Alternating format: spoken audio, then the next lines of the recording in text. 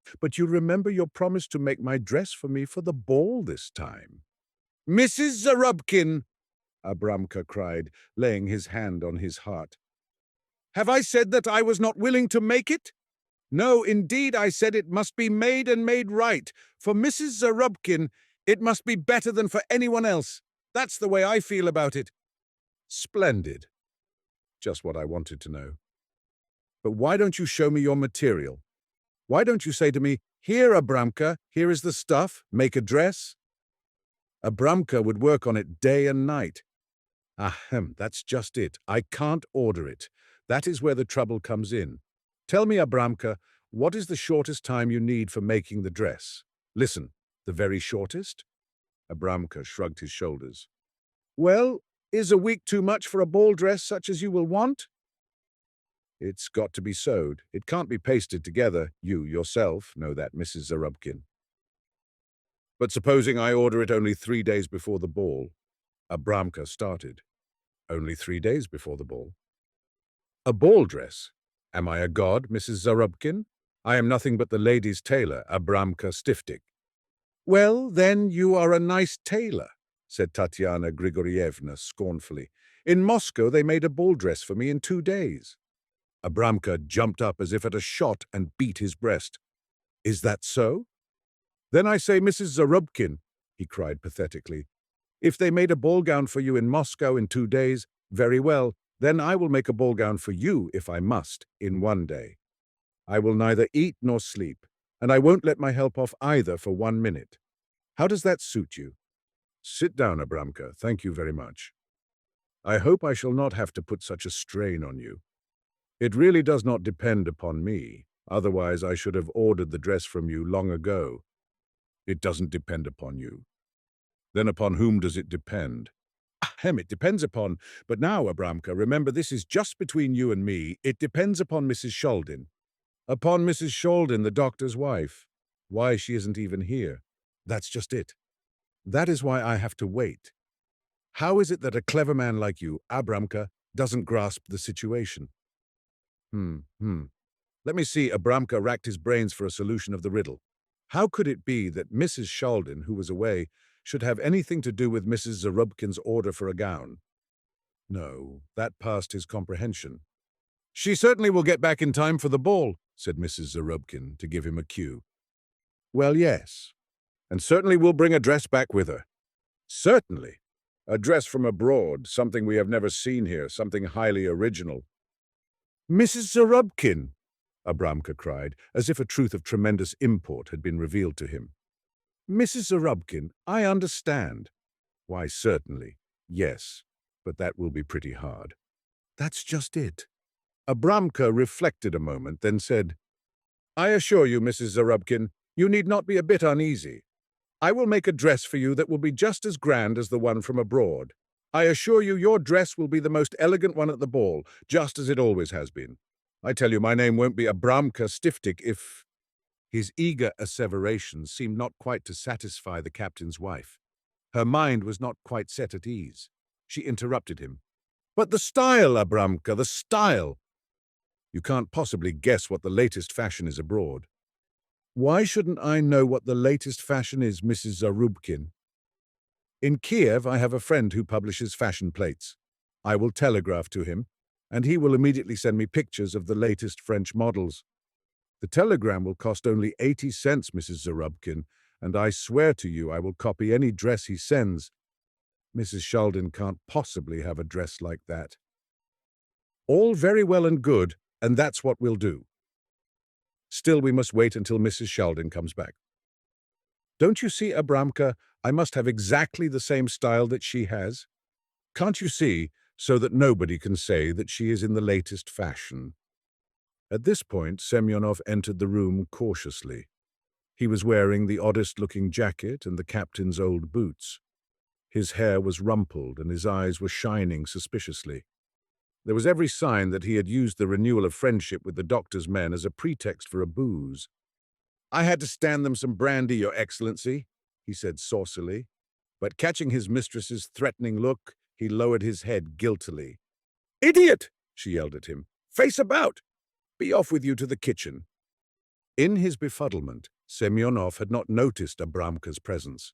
Now he became aware of him, faced about, and retired to the kitchen sheepishly. "What an impolite fellow," said Abramka reproachfully. "Oh, you wouldn't believe," said the captain's wife, but instantly followed Semyonov into the kitchen.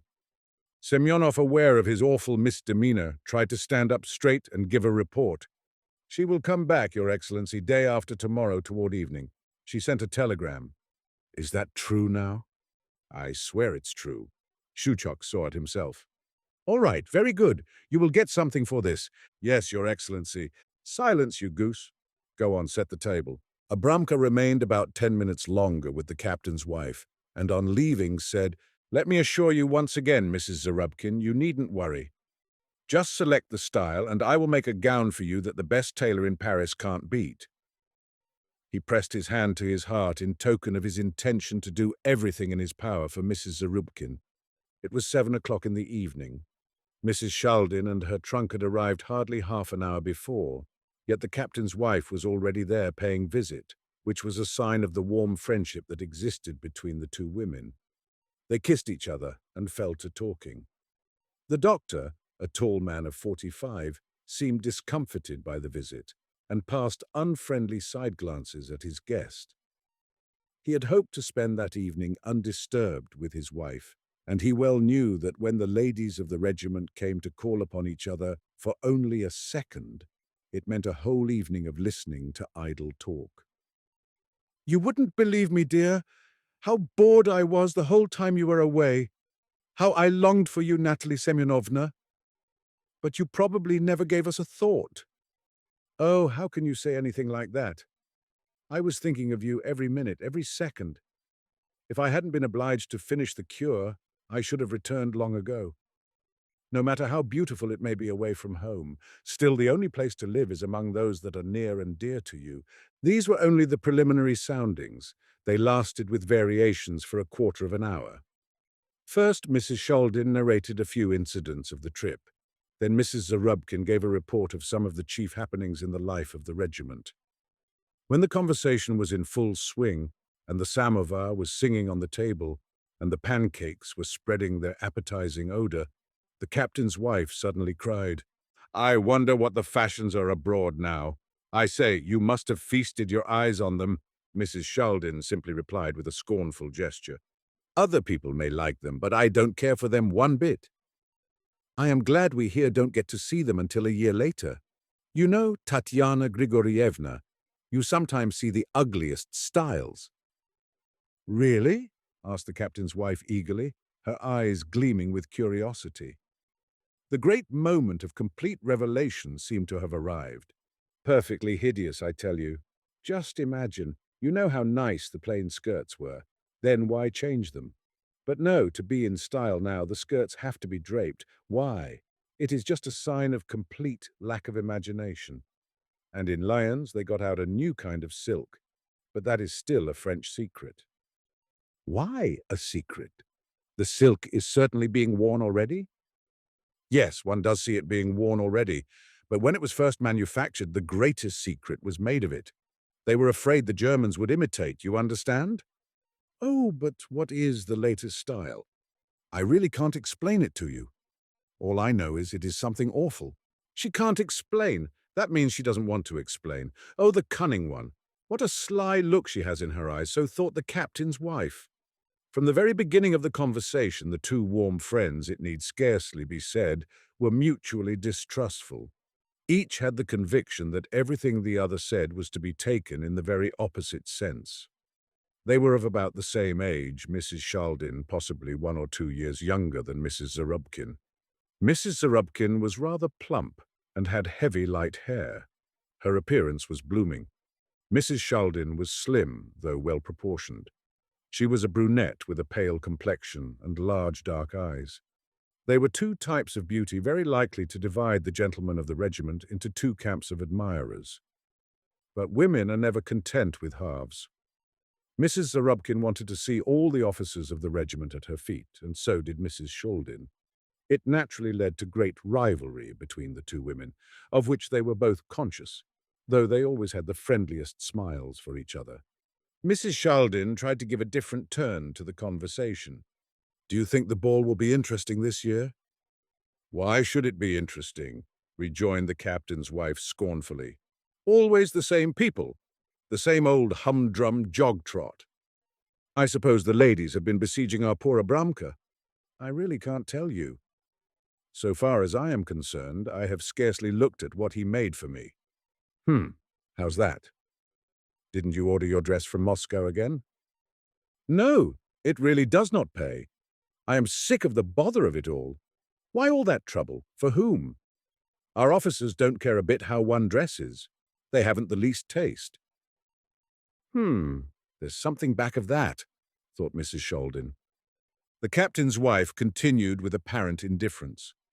I can guess what a gorgeous dress you had made abroad. Certainly in the latest fashion. I? Mrs. Shaldin laughed innocently. How could I get the time during my cure to think of a dress? As a matter of fact, I completely forgot the ball, thought of it at the last moment, and bought the first piece of goods I laid my hands on. Pink? Oh no, how can you say pink? Light blue, then? You can't call it exactly light blue. It is a very undefined sort of color. I really wouldn't know what to call it. But it certainly must have some sort of a shade.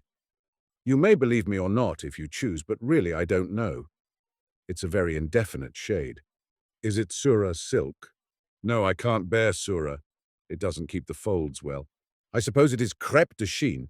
Heavens, no. Crêpe de chine is much too expensive for me. Then what can it be? Oh, wait a minute. What is the name of that goods? You know there are so many funny new names now. They don't make any sense. Then show me your dress, dearest. Do please show me your dress. Mrs. Shaldin seemed to be highly embarrassed. I am so sorry I can't. It is way down at the bottom of the trunk. There is the trunk. You see yourself I couldn't unpack it now. The trunk, close to the wall, was covered with oilcloth and tied tight with heavy cords. The captain's wife devoured it with her eyes. She would have liked to see through and through it. She had nothing to say in reply because it certainly was impossible to ask her friend, tired out from her recent journey, to begin to unpack right away and take out all her things just to show her her new dress. Yet she could not tear her eyes away from the trunk. There was a magic in it that held her enthralled. Had she been alone, she would have begun to unpack it herself, nor even have asked the help of a servant to undo the knots. Now there was nothing left for her but to turn her eyes sorrowfully away from the fascinating object and take up another topic of conversation to which she would be utterly indifferent. But she couldn't think of anything else to talk about. Mrs. Shaldin must have prepared herself beforehand. She must have suspected something. So now Mrs. Zarubkin pinned her last hope to Abramka's inventiveness. She glanced at the clock.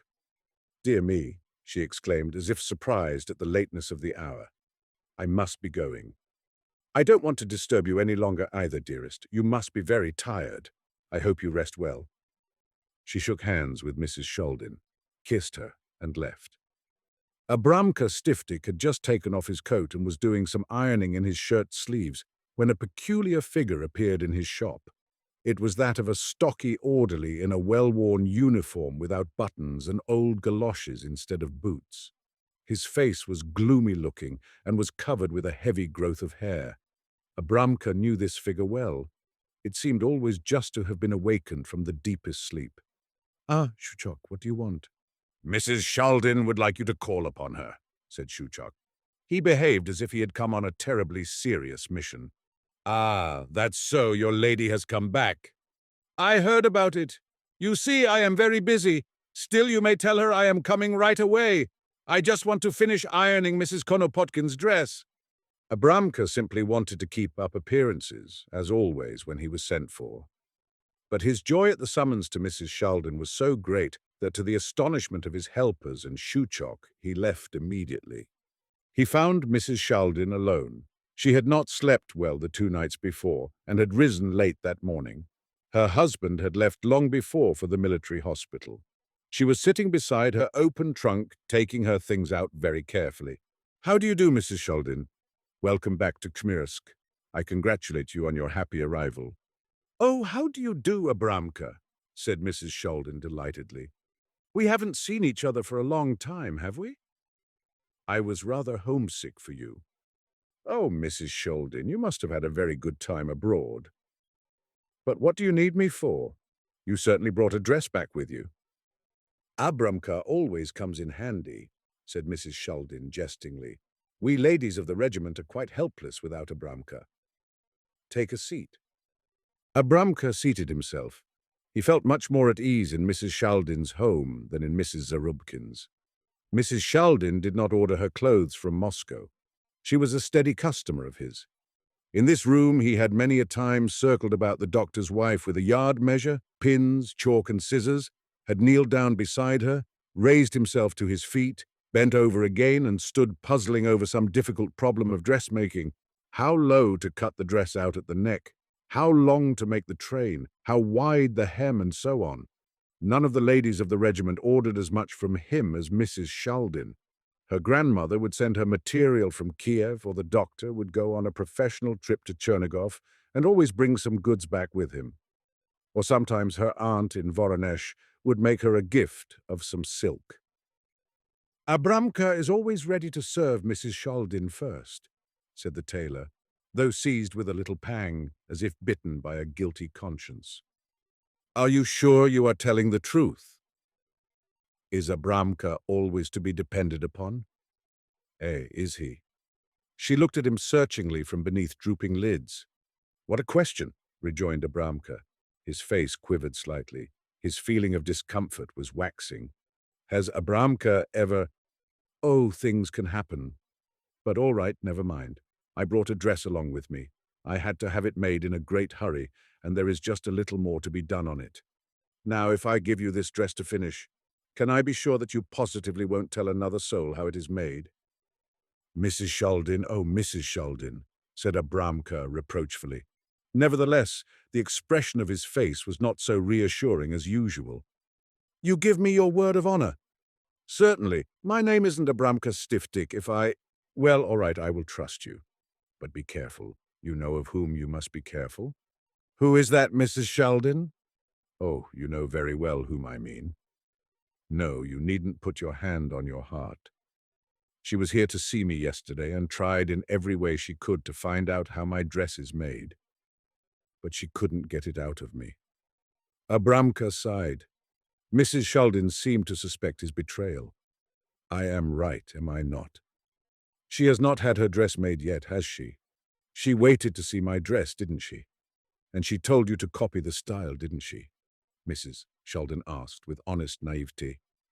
But I warn you, Abramka, if you give away the least little thing about my dress, then all is over between you and me. Remember that. Abramka's hand went to his heart again, and the gesture carried the same sense of conviction as of old. Mrs. Sheldon, how can you speak like that? Wait a moment. Mrs. Sheldon left the room. About 10 minutes passed, during which Abramka had plenty of time to reflect. How could he have given the captain's wife a promise like that so lightly? What was the captain's wife to him as compared with the doctor's wife? Mrs. Zarubkin had never given him a really decent order, just a few things for the house and some mending. Supposing he were now to perform this great service for her, would that mean that he could depend upon her for the future? Was any woman to be depended upon? She would wear this dress out and go back to ordering her clothes from Moscow again. But Mrs. Sheldon, she was very different.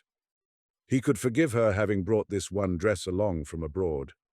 What woman in Russia would have refrained, when abroad, from buying a new dress? Mrs. Sheldon would continue to be his steady customer all the same. The door opened. Abramka rose involuntarily and clasped his hands in astonishment. Well, he exclaimed rapturously, that is a dress, that is. My. He was so stunned he could find nothing more to say, and how charming Mrs. Sheldon looked in her wonderful gown. Her tall, slim figure seemed to have been made for it. What simple yet elegant lines. At first glance you would think it was nothing more than an ordinary house gown, but only at first glance. If you looked at it again, you could tell right away that it met all the requirements of a fancy ball gown. What struck Abramka most was that it had no waistline, that it did not consist of bodice and skirt. That was strange. It was just caught lightly together under the bosom, which it brought out in relief. Draped over the whole was a sort of upper garment of exquisite old rose lace, embroidered with large silk flowers, which fell from the shoulders and broadened out in bold, superb lines. The dress was cut low and edged with a narrow strip of black down around the bosom, around the bottom of the lace drapery, and around the hem of the skirt. A wonderful fan of feathers to match the down edging gave the finishing touch. "Well, how do you like it, Abramka?" asked Mrs. Shaldin with a triumphant smile. "Glorious, glorious! I haven't the words at my command. What a dress! No, I couldn't make a dress like that. And how beautifully it fits you, as if you had been born in it, Mrs. Shaldin. What do you call the style?" "Empire. Ampere," he queried. "Is that a new style?" "Well, well, what people don't think of. Tailors like us might just as well throw our needles and scissors away. Now listen, Abramka, I wouldn't have shown it to you if there were not this sewing to be done on it. You are the only one who will have seen it before the ball. I am not even letting my husband look at it." "Oh, Mrs. Shaldin, you can rely upon me as upon a rock. But after the ball, may I copy it?" "Oh, yes, after the ball, copy it as much as you please, but not now, not for anything in the world." There were no doubts in Abramka's mind when he left the doctor's house. He had arrived at his decision. That superb creation had conquered him. It would be a piece of audacity on his part, he felt, even to think of imitating such a gown. Why, it was not a gown, it was a dream, a fantastic vision, without a bodice, without puffs or frills or tawdry trimmings of any sort. Simplicity itself, and yet so chic. Back in his shop, he opened the package of fashion plates that had just arrived from Kiev. He turned the pages and stared in astonishment. What was that? Could he trust his eyes? An empire gown. There it was, with the broad, voluptuous drapery of lace hanging from the shoulders and the edging of down. Almost exactly the same thing as Mrs. Shaldin's. He glanced up and saw Semyonov outside the window. He had certainly come to fetch him to the captain's wife, who must have ordered him to watch the tailor's movements, and must have learned that he had just been at Mrs. Shaldin's. Semyonov entered and told him his mistress wanted to see him right away. Abramka slammed the fashion magazine shut, as if afraid that Semyonov might catch a glimpse of the new empire fashion and give the secret away. "I will come immediately," he said crossly. He picked up his fashion plates, put the yard measure in his pocket, rammed his silk hat sorrowfully on his head, and set off for the captain's house. He found Mrs. Zarubkin pacing the room excitedly, greeted her, but carefully avoided meeting her eyes. "Well, what did you find out?" "Nothing, Mrs. Zarubkin," said Abramka dejectedly. "Unfortunately, I couldn't find out a thing." "Idiot! I have no patience with you. Where are the fashion plates?" "Here, Mrs. Zarubkin." She turned the pages, looked at one picture after the other, and suddenly her eyes shone and her cheeks reddened. "Oh, Empire! The very thing! Empire is the very latest! Make this one for me!" she cried commandingly. Abramka turned pale. "Ampere, Mrs. Zarubkin. I can't make that Ampere dress for you," he murmured. "Why not?" asked the captain's wife, giving him a searching look. Because I can't." "Oh, you can't. You know why you can't, because that is the style of Mrs. Shaldin's dress. So that is the reliability you boast so about. Great. Mrs. Zarubkin, I will make any other dress you choose, but it is absolutely impossible for me to make this one. I don't need your fashion plates, do you hear me? Get out of here and don't ever show your face again." "Mrs. Zarubkin, Get out of here," repeated the captain's wife, quite beside herself. The poor tailor stuck his yard measure, which he had already taken out, back into his pocket and left. Half an hour later, the captain's wife was entering a train for Kiev, carrying a large package which contained material for a dress. The captain had accompanied her to the station with a pucker in his forehead. That was 5 days before the ball.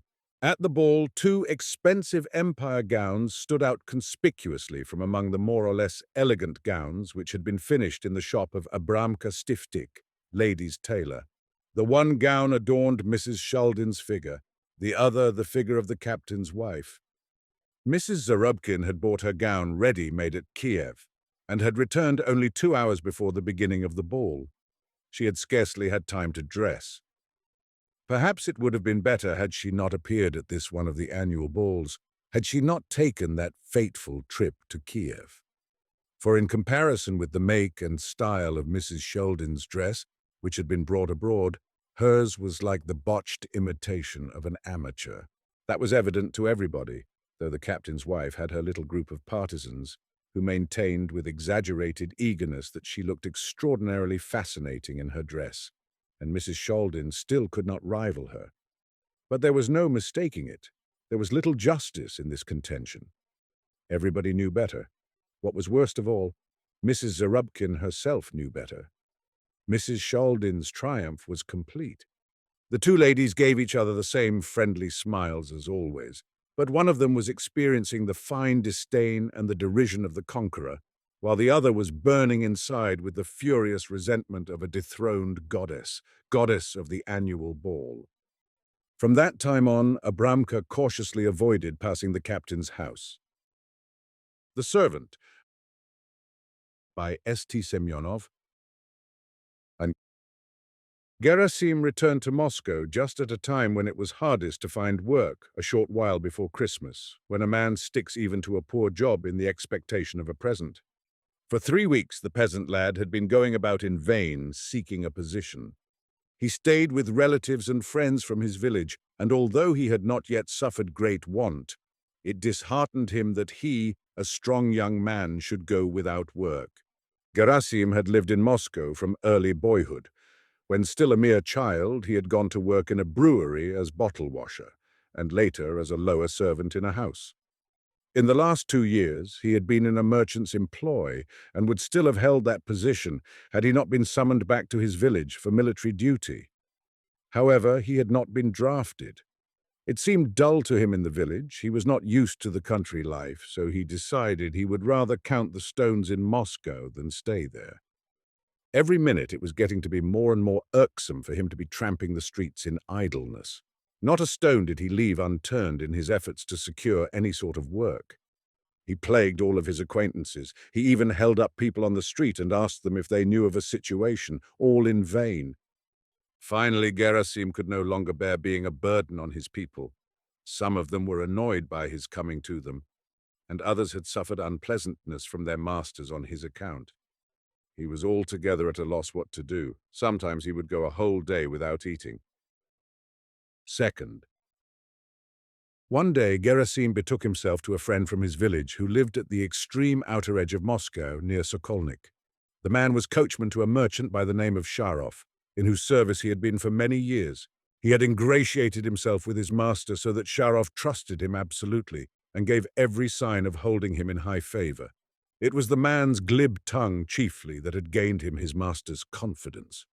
He told on all the servants, and Sharov valued him for it. Gerasim approached and greeted him. The coachman gave his guest a proper reception, served him with tea and something to eat, and asked him how he was doing. "Very badly, Yegor Danilich," said Gerasim. "I've been without a job for weeks." "Didn't you ask your old employer to take you back?" "I did." "He wouldn't take you again?" "The position was filled already." "That's it?" "That's the way you young fellows are. You serve your employers so-so, and when you leave your jobs, you usually have muddied up the way back to them. You ought to serve your masters so that they will think a lot of you, and when you come again, they will not refuse you, but rather dismiss the man who has taken your place." "How can a man do that?" "In these days, there aren't any employers like that, and we aren't exactly angels either." "What's the use of wasting words?" "I just want to tell you about myself. If for some reason or other I should ever have to leave this place and go home, not only would Mr. Sharov, if I came back, take me on again without a word, but he would be glad to too." Gerasim sat there downcast. He saw his friend was boasting, and it occurred to him to gratify him. "I know it," he said, "but it's hard to find men like you, Yegor Danilich. If you were a poor worker, your master would not have kept you 12 years. Yegor smiled. He liked the praise. "That's it," he said. "If you were to live and serve as I do, you wouldn't be out of work for months and months." Gerasim made no reply. Yegor was summoned to his master. "Wait a moment," he said to Gerasim. "I'll be right back." "Very well." Third. Yegor came back and reported that inside of half an hour he would have to have the horses harnessed, ready to drive his master to town. He lighted his pipe and took several turns in the room. Then he came to a halt in front of Gerasim. "Listen, my boy," he said. "If you want, I'll ask my master to take you as a servant here." "Does he need a man?" "We have one, but he's not much good. He's getting old, and it's very hard for him to do the work. It's lucky for us that the neighborhood isn't a lively one, and the police don't make a fuss about things being kept just so, else the old man couldn't manage to keep the place clean enough for them. Oh, if you can, then please do say a word for me, Yegor Danilich. I'll pray for you all my life. I can't stand being without work any longer." "All right, I'll speak for you. Come again tomorrow, and in the meantime, take this 10-kopeck piece. It may come in handy." "Thanks, Yegor Danilich. Then you will try for me? Please do me the favor." "All right. I'll try for you." Gerasim left, and Yegor harnessed up his horses. Then he put on his coachman's habit and drove up to the front door. Mr. Sharov stepped out of the house, seated himself in the sleigh, and the horses galloped off. He attended to his business in town and returned home. Yegor, observing that his master was in a good humor, said to him, "Yegor Fyodorich, I have a favor to ask of you." "What is it?" "There's a young man from my village here, a good boy. He's without a job." "Well, wouldn't you take him?" "What do I want him for?" "Use him as man of all work round the place." "How about Polikarpych?" "What good is he? It's about time you dismissed him." "That wouldn't be fair. He has been with me so many years. I can't let him go just so, without any cause." "Supposing he has worked for you for years?" "He didn't work for nothing. He got paid for it. He certainly saved up a few dollars for his old age." "Saved up? How could he? From what? He's not alone in the world. He has a wife to support, and she has to eat and drink also." "His wife earns money, too, at day's work as charwoman." "A lot she could have made. Enough for Kvass. Why should you care about Polikarpych and his wife? To tell you the truth, he's a very poor servant. Why should you throw your money away on him? He never shovels the snow away on time or does anything right. And when it comes his turn to be night watchman, he slips away at least 10 times a night. It's too cold for him. You'll see, someday, because of him, you will have trouble with the police. The quarterly inspector will descend on us, and it won't be so agreeable for you to be responsible for Polikarpych. Still, it's pretty rough. He's been with me 15 years. And to treat him that way in his old age, it would be a sin." "A sin? Why, what harm would you be doing him? He won't starve. He'll go to the almshouse. It will be better for him, too, to be quiet in his old age." Sharov reflected. "All right," he said finally. "Bring your friend here. I'll see what I can do." "Do take him, sir. I'm so sorry for him. He's a good boy, and he's been without work for such a long time. I know he'll do his work well and serve you faithfully. On account of having to report for military duty, he lost his last position. If it hadn't been for that, his master would never have let him go." Fourth. The next evening, Gerasim came again and asked, "Well, could you do anything for me?" "Something, I believe." "First, let's have some tea. Then we'll go see my master." Even tea had no allurements for Gerasim. He was eager for a decision, but under the compulsion of politeness to his host, he gulped down 2 glasses of tea, and then they betook themselves to Sharov. Sharov asked Gerasim where he had lived before and what work he could do. Then he told him he was prepared to engage him as man of all work, and he should come back the next day ready to take the place. Gerasim was fairly stunned by the great stroke of fortune. So overwhelming was his joy that his legs would scarcely carry him. He went to the coachman's room, and Yegor said to him, "Well, my lad, see to it that you do your work right, so that I shan't have to be ashamed of you. You know what masters are like. If you go wrong once, they'll be at you forever after with their fault-finding and never give you peace." "Don't worry about that, Yegor Danilich." Well. Gerasim took leave, crossing the yard to go out by the gate. Polikarpych's rooms gave on the yard, and a broad beam of light from the window fell across Gerasim's way. He was curious to get a glimpse of his future home. but the panes were all frosted over, and it was impossible to peep through. However, he could hear what the people inside were saying. "What will we do now?" was said in a woman's voice. I don't know." A man, undoubtedly Polycarpic, replied, "Go begging, I suppose. That's all we can do." "There's nothing else left," said the woman. "Oh, we poor people, what a miserable life we lead. We work and work from early morning till late at night, day after day. And when we get old, then it's, 'Away with you.' What can we do? Our master is not one of us. It wouldn't be worth the while to say much to him about it. He cares only for his own advantage. All the masters are so mean. They don't think of anyone but themselves. It doesn't occur to them that we work for them honestly and faithfully for years and use up our best strength in their service. They're afraid to keep us a year longer, even though we've got all the strength we need to do their work. If we weren't strong enough, we'd go of our own accord. The master's not so much to blame as his coachman. Yegor Danilik wants to get a good position for his friend. Yes, he's a serpent. He knows how to wag his tongue. You wait, you foul-mouthed beast. I'll get even with you. I'll go straight to the master and tell him how the fellow deceives him, how he steals the hay and fodder. I'll put it down in writing, and he can convince himself how the fellow lies about us all. Don't, old woman, don't sin. Sin? Isn't what I said all true? I know to a dot what I'm saying, and I mean to tell it straight out to the master. He should see with his own eyes. Why not? What can we do now, anyhow? Where shall we go? He's ruined us, ruined us. The old woman burst out sobbing. Gerasim heard all that, and it stabbed him like a dagger. He realized what misfortune he would be bringing the old people, and it made him sick at heart. He stood there a long while, saddened, lost in thought. Then he turned and went back into the coachman's room. "Ah, you forgot something?" "No, Yegor Danilich." Gerasim stammered out. "I've come, listen, I want to thank you ever and ever so much for the way you received me and all the trouble you took for me, but I can't take the place." What does that mean?" "Nothing. I don't want the place. I will look for another one for myself." Yegor flew into a rage. "Did you mean to make a fool of me? Did you, you idiot? You come here so meek. Try for me. Do try for me. And then you refuse to take the place. You rascal, you have disgraced me." Gerasim found nothing to say in reply. He reddened and lowered his eyes. Yegor turned his back scornfully and said nothing more. Then Gerasim quietly picked up his cap and left the coachman's room. He crossed the yard rapidly, went out by the gate and hurried off down the street. He felt happy and light-hearted. One Autumn Night by Maxim Gorky.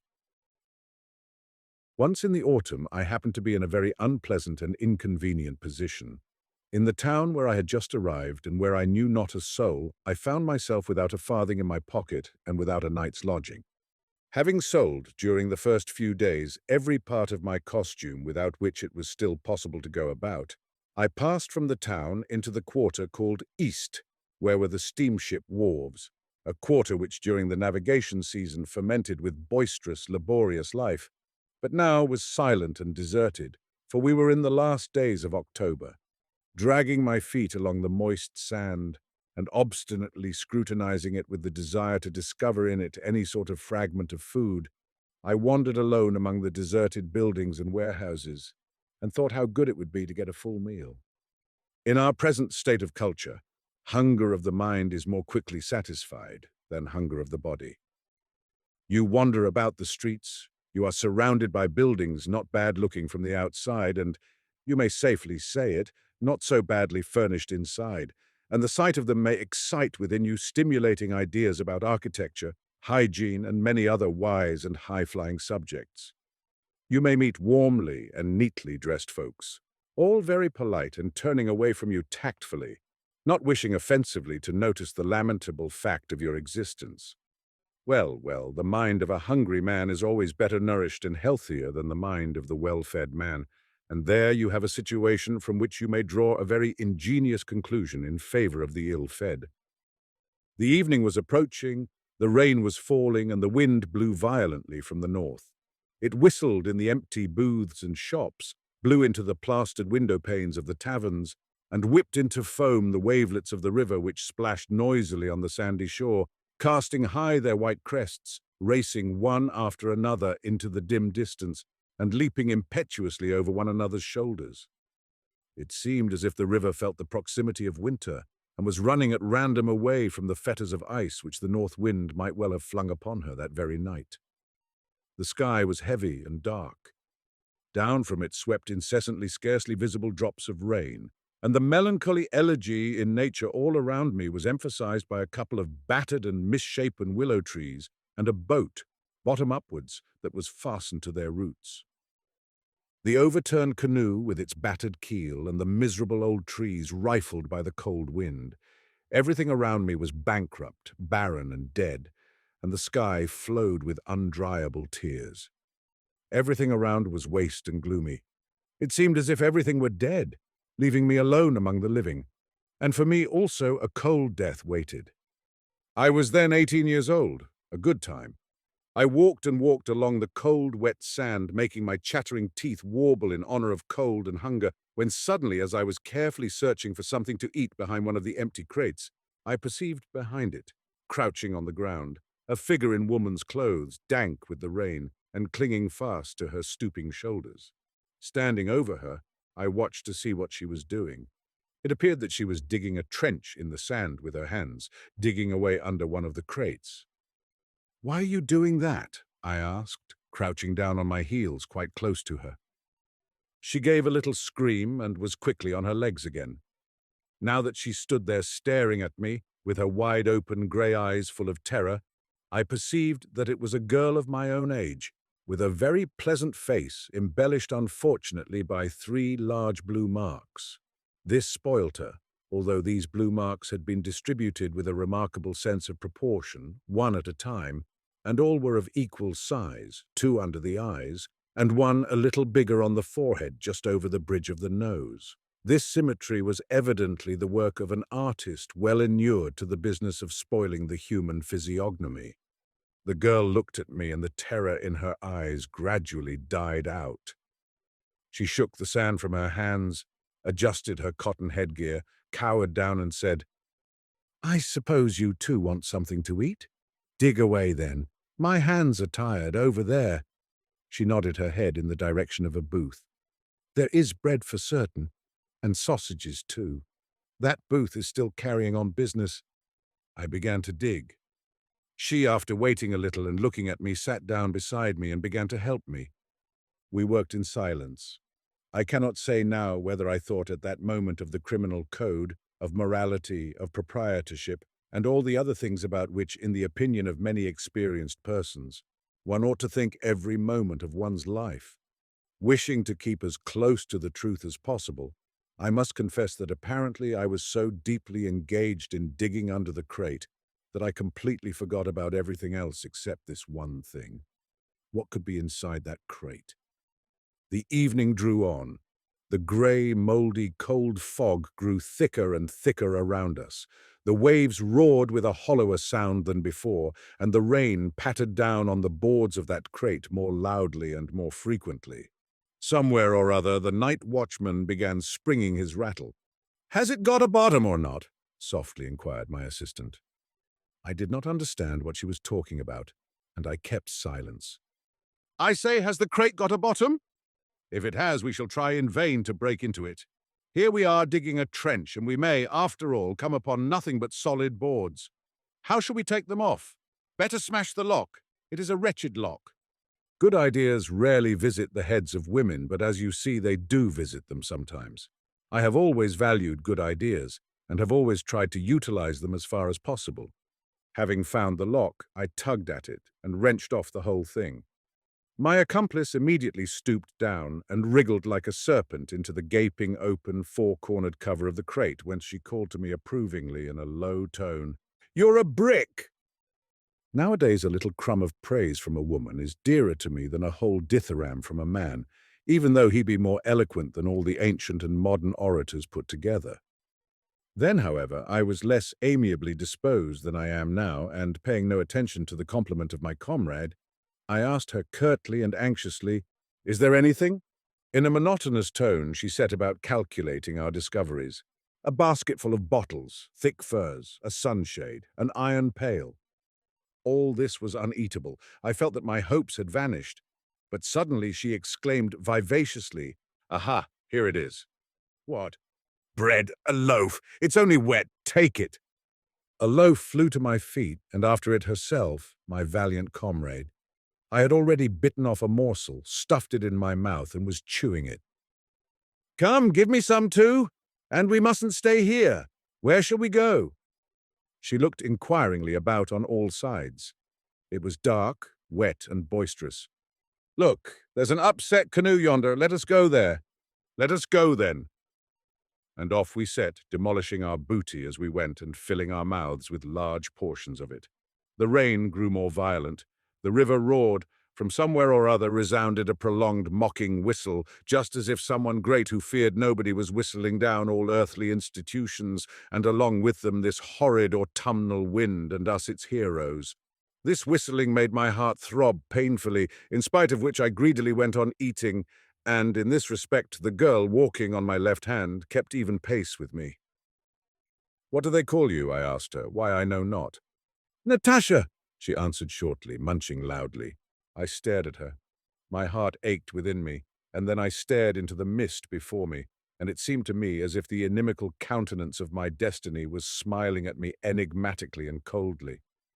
The rain scourged the timbers of the skiff incessantly, and its soft patter induced melancholy thoughts, and the wind whistled as it flew down into the boat's battered bottom through a rift, where some loose splinters of wood were rattling together, a disquieting and depressing sound.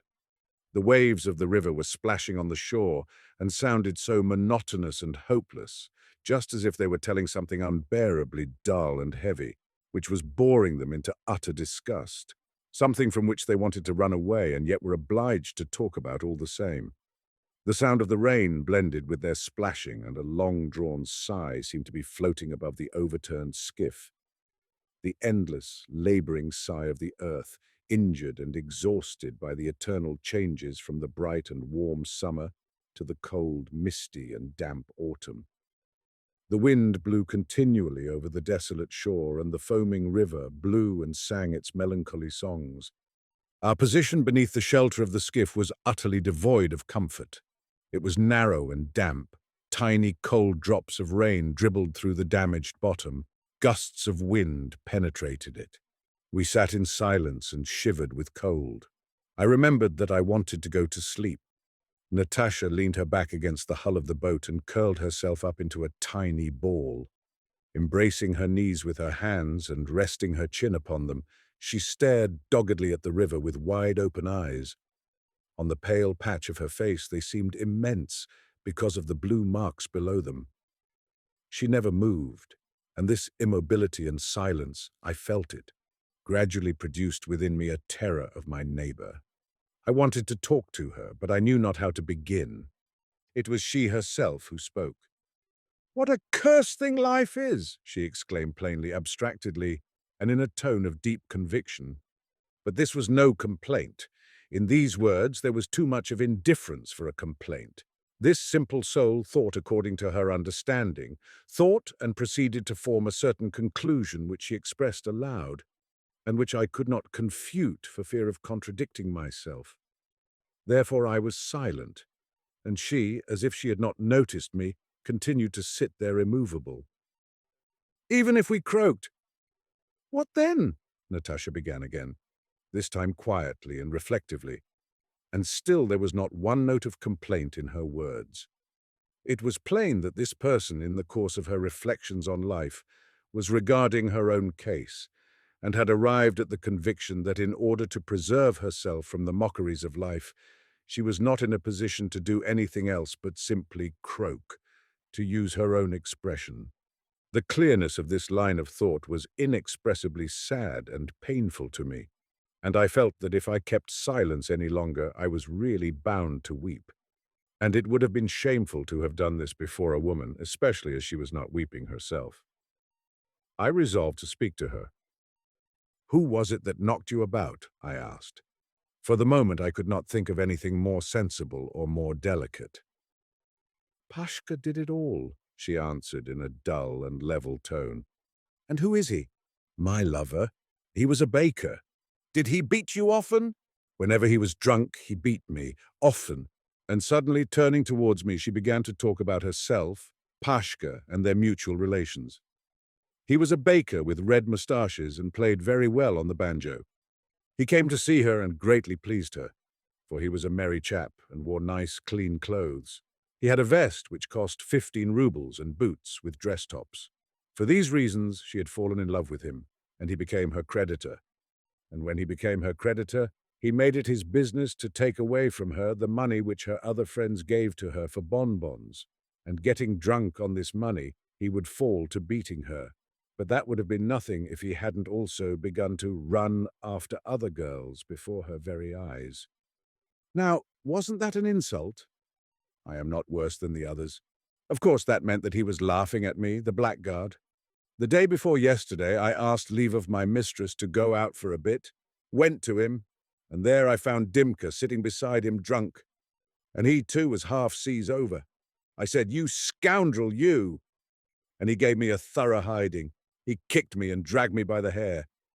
But that was nothing to what came after. He spoiled everything I had on, left me just as I am now. How could I appear before my mistress? He spoiled everything, my dress and my jacket too. It was quite a new one. I gave a 5 for it, and tore my kerchief from my head. Oh, Lord, what will become of me now? She suddenly whined in a lamentable, overstrained voice. The wind howled and became ever colder and more boisterous. Again my teeth began to dance up and down, and she, huddled up to avoid the cold, pressed as closely to me as she could, so that I could see the gleam of her eyes through the darkness. What wretches all you men are! I'd burn you all in an oven, I'd cut you in pieces. If any one of you was dying, I'd spit in his mouth and not pity him a bit. Mean skunks! You wheedle and wheedle, you wag your tails like cringing dogs, and we fools give ourselves up to you, and it's all up with us. Immediately you trample us underfoot. Miserable loafers. She cursed us up and down, but there was no vigor, no malice, no hatred of these miserable loafers in her cursing that I could hear. The tone of her language by no means corresponded with its subject matter, for it was calm enough, and the gamut of her voice was terribly poor. Yet all this made a stronger impression on me than the most eloquent and convincing pessimistic books and speeches, of which I had read a good many, and which I still read to this day. And this, you see, was because the agony of a dying person is much more natural and violent than the most minute and picturesque descriptions of death. I felt really wretched, more from cold than from the words of my neighbor. I groaned softly and ground my teeth. Almost at the same moment, I felt 2 little arms about me. One of them touched my neck and the other lay upon my face. And at the same time, an anxious, gentle, friendly voice uttered the question, "What ails you?" I was ready to believe that someone else was asking me this, and not Natasha, who had just declared that all men were scoundrels and expressed a wish for their destruction. But she it was, and now she began speaking quickly, hurriedly. "What ails you, eh? Are you cold? Are you frozen? Ah, what a one you are, sitting there so silent like a little owl. Why, you should have told me long ago that you were cold. Come, lie on the ground. Stretch yourself out and I will lie. There, how's that? Now put your arms round me. Tighter. How's that? You shall be warm very soon now. And then we'll lie back to back. The night will pass so quickly, see if it won't. I say, have you two been drinking? Turned out of your place, eh? It doesn't matter. And she comforted me. She encouraged me. May I be thrice accursed. What a world of irony was in this single fact for me. Just imagine, here was I, seriously occupied at this very time with the destiny of humanity, thinking of the reorganization of the social system, of political revolutions, reading all sorts of devilishly wise books whose abysmal profundity was certainly unfathomable by their very authors. At this very time, I say, I was trying with all my might to make of myself a potent, active social force. It even seemed to me that I had partially accomplished my object. Anyhow, at this time, in my ideas about myself, I'd got so far as to recognize that I had an exclusive right to exist, that I had the necessary greatness to deserve to live my life, and that I was fully competent to play a great historical part therein. And a woman was now warming me with her body, a wretched, battered, hunted creature who had no place and no value in life, and whom I had never thought of helping till she helped me herself, and whom I really would not have known how to help in any way even if the thought of it had occurred to me. I was ready to think that all this was happening to me in a dream, in a disagreeable and oppressive dream, but it was impossible for me to think that, for cold drops of rain were dripping down upon me, the woman was pressing close to me, her warm breath was fanning my face, and, despite a slight odor of vodka, it did me good. The wind howled and raged, the rain smote upon the skiff, the waves splashed, and both of us, embracing each other convulsively, nevertheless shivered with cold. All this was only too real, and I am certain that nobody ever dreamed such an oppressive and horrid dream as that reality. But Natasha was talking all the time of something or other, talking kindly and sympathetically, as only women can talk. Beneath the influence of her voice and kindly words, a little fire began to burn up within me, and something inside my heart thawed in consequence. Then tears poured from my eyes like a hailstorm, washing away from my heart much that was evil, much that was stupid, much sorrow and dirt, which had fastened upon it before that night. Natasha comforted me. Come, come, that will do, little one. Don't take on. That'll do. God will give you another chance. You will right yourself and stand in your proper place again, and it will be all right. And she kept kissing me. Many kisses did she give me, burning kisses, and all for nothing. Those were the first kisses from a woman that had ever been bestowed upon me, and they were the best kisses too, for all the subsequent kisses cost me frightfully dear, and really gave me nothing at all in exchange. Come, don't take on so, funny one. I'll manage for you tomorrow if you cannot find a place. Her quiet, persuasive whispering sounded in my ears as if it came through a dream. There we lay till dawn, and when the dawn came we crept from behind the skiff and went into the town. Then we took friendly leave of each other and never met again, although for half a year I searched in every hole and corner for that kind Natasha, with whom I spent the autumn night just described. If she be already dead, and well for her if it were so, may she rest in peace, and if she be alive, still I say peace to her soul, and may the consciousness of her fall never enter her soul, for that would be a superfluous and fruitless suffering if life is to be lived. Her Lover by Maxim Gorky. An acquaintance of mine once told me the following story. When I was a student at Moscow, I happened to live alongside one of those ladies whose repute is questionable. She was a Pole, and they called her Teresa. She was a tallish, powerfully built brunette, with black, bushy eyebrows and a large, coarse face as if carved out by a hatchet. The bestial gleam of her dark eyes, her thick bass voice, her cabman-like gait, and her immense muscular vigor worthy of a fishwife inspired me with horror. I lived on the top flight, and her garret was opposite to mine. I never left my door open when I knew her to be at home. But this, after all, was a very rare occurrence. Sometimes I chanced to meet her on the staircase or in the yard, and she would smile upon me with a smile which seemed to me to be sly and cynical. Occasionally I saw her drunk, with bleary eyes, tousled hair, and a particularly hideous grin. On such occasions she would speak to me. "How do you do, Mr. Student?" And her stupid laugh would still further intensify my loathing of her. I should have liked to have changed my quarters in order to have avoided such encounters and greetings. But my little chamber was a nice one, and there was such a wide view from the window, and it was always so quiet in the street below. So I endured. And one morning I was sprawling on my couch, trying to find some sort of excuse for not attending my class, when the door opened, and the bass voice of Teresa the Loathsome resounded from my threshold. "Good health to you, Mr. Student." "What do you want?" I said. I saw that her face was confused and supplicatory. It was a very unusual sort of face for her. "Sir, I want to beg a favor of you. Will you grant it me?" I lay there silent and thought to myself, "Gracious! Courage, my boy." "I want to send a letter home, that's what it is," she said. Her voice was beseeching, soft, timid. "Deuce take you," I thought, but up I jumped, sat down at my table, took a sheet of paper, and said, "Come here, sit down and dictate." She came, sat down very gingerly on a chair, and looked at me with a guilty look. Well, to whom do you want to write? To Boleslav Kashput at the town of Sviptsiana, on the Warsaw Road. Well, fire away.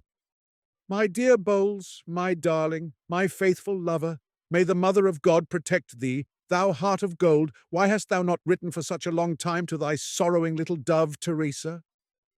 I very nearly burst out laughing. A sorrowing little dove, more than 5 feet high, with fists a stone and more in weight, and as black a face as if the little dove had lived all its life in a chimney and had never once washed itself. Restraining myself somehow, I asked, "Who is this Bolest?" "Bowles, Mr. Student," she said, as if offended with me for blundering over the name. "He is Bowles, my young man." Young man? Why are you so surprised, sir? Cannot I, a girl, have a young man? She, a girl? Well, oh, why not? I said. All things are possible. And has he been your young man long? 6 years. Oh, ho, I thought. Well, let us write your letter.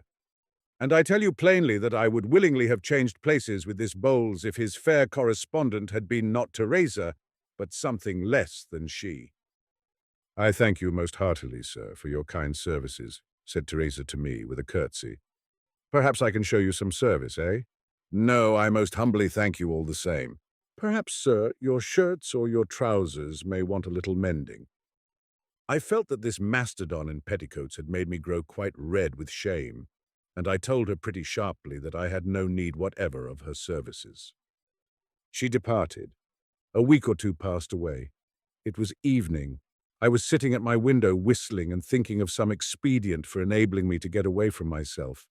I was bored. The weather was dirty. I didn't want to go out, and out of sheer ennui I began a course of self-analysis and reflection. This also was dull enough work, but I didn't care about doing anything else.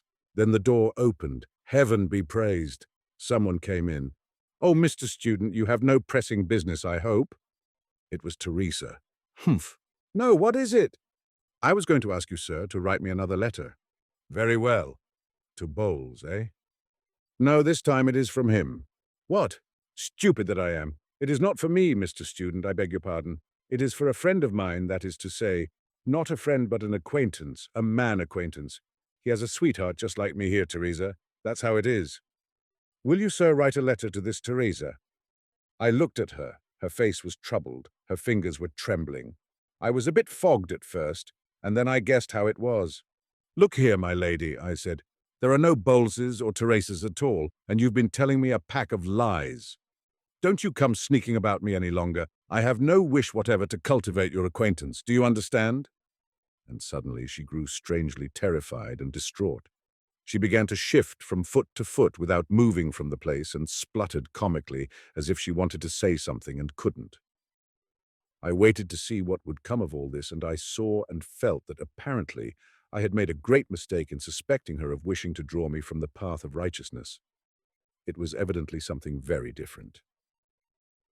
"Mr. Student," she began, and suddenly waving her hand, she turned abruptly towards the door and went out. I remained with a very unpleasant feeling in my mind. I listened. Her door was flung violently to. Plainly the poor wench was very angry. I thought it over and resolved to go to her and, inviting her to come in here, write everything she wanted. I entered her apartment. I looked round. She was sitting at the table, leaning on her elbows, with her head in her hands. "Listen to me," I said. Now, whenever I come to this point in my story, I always feel horribly awkward and idiotic. Well. "Listen to me," I said. She leapt from her seat, came towards me with flashing eyes, and laying her hands on my shoulders, began to whisper, or rather to hum in her peculiar bass voice. "Look you now. It's like this.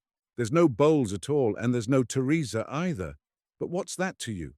Is it a hard thing for you to draw your pen over paper, eh? Ah, and you too. Still such a little fair-haired boy. There's nobody at all, neither Bowles nor Teresa, only me. There you have it, and much good may it do you." "Pardon me," said I, altogether flabbergasted by such a reception. "What is it all about?" "There's no Bowles, you say?" "No, so it is." "And no Teresa either?" "And no Teresa. I'm Teresa." I didn't understand it at all. I fixed my eyes upon her and tried to make out which of us was taking leave of his or her senses. But she went again to the table, searched about for something, came back to me, and said in an offended tone, "If it was so hard for you to write to Bowles, look, there's your letter, take it. Others will write for me." I looked. In her hand was my letter to Bowles. Phew! "Listen, Teresa. What is the meaning of all this? Why must you get others to write for you when I have already written it, and you haven't sent it?" "Sent it where?" "Why to this, Bowles? There's no such person." I absolutely did not understand it. There was nothing for me but to spit and go. Then she explained. "What is it?" she said, still offended. "There's no such person, I tell you." And she extended her arms as if she herself did not understand why there should be no such person. "But I wanted him to be. Am I then not a human creature like the rest of them? Yes, yes, I know, of course. Yet no harm was done to anyone by my writing to him that I can see." "Pardon me. To whom?" "To Bowles, of course. But he doesn't exist." "Alas, alas, but what if he doesn't? He doesn't exist, but he might. I write to him, and it looks as if he did exist. And Teresa, that's me, and he replies to me, and then I write to him again." I understood at last, and I felt so sick, so miserable, so ashamed somehow.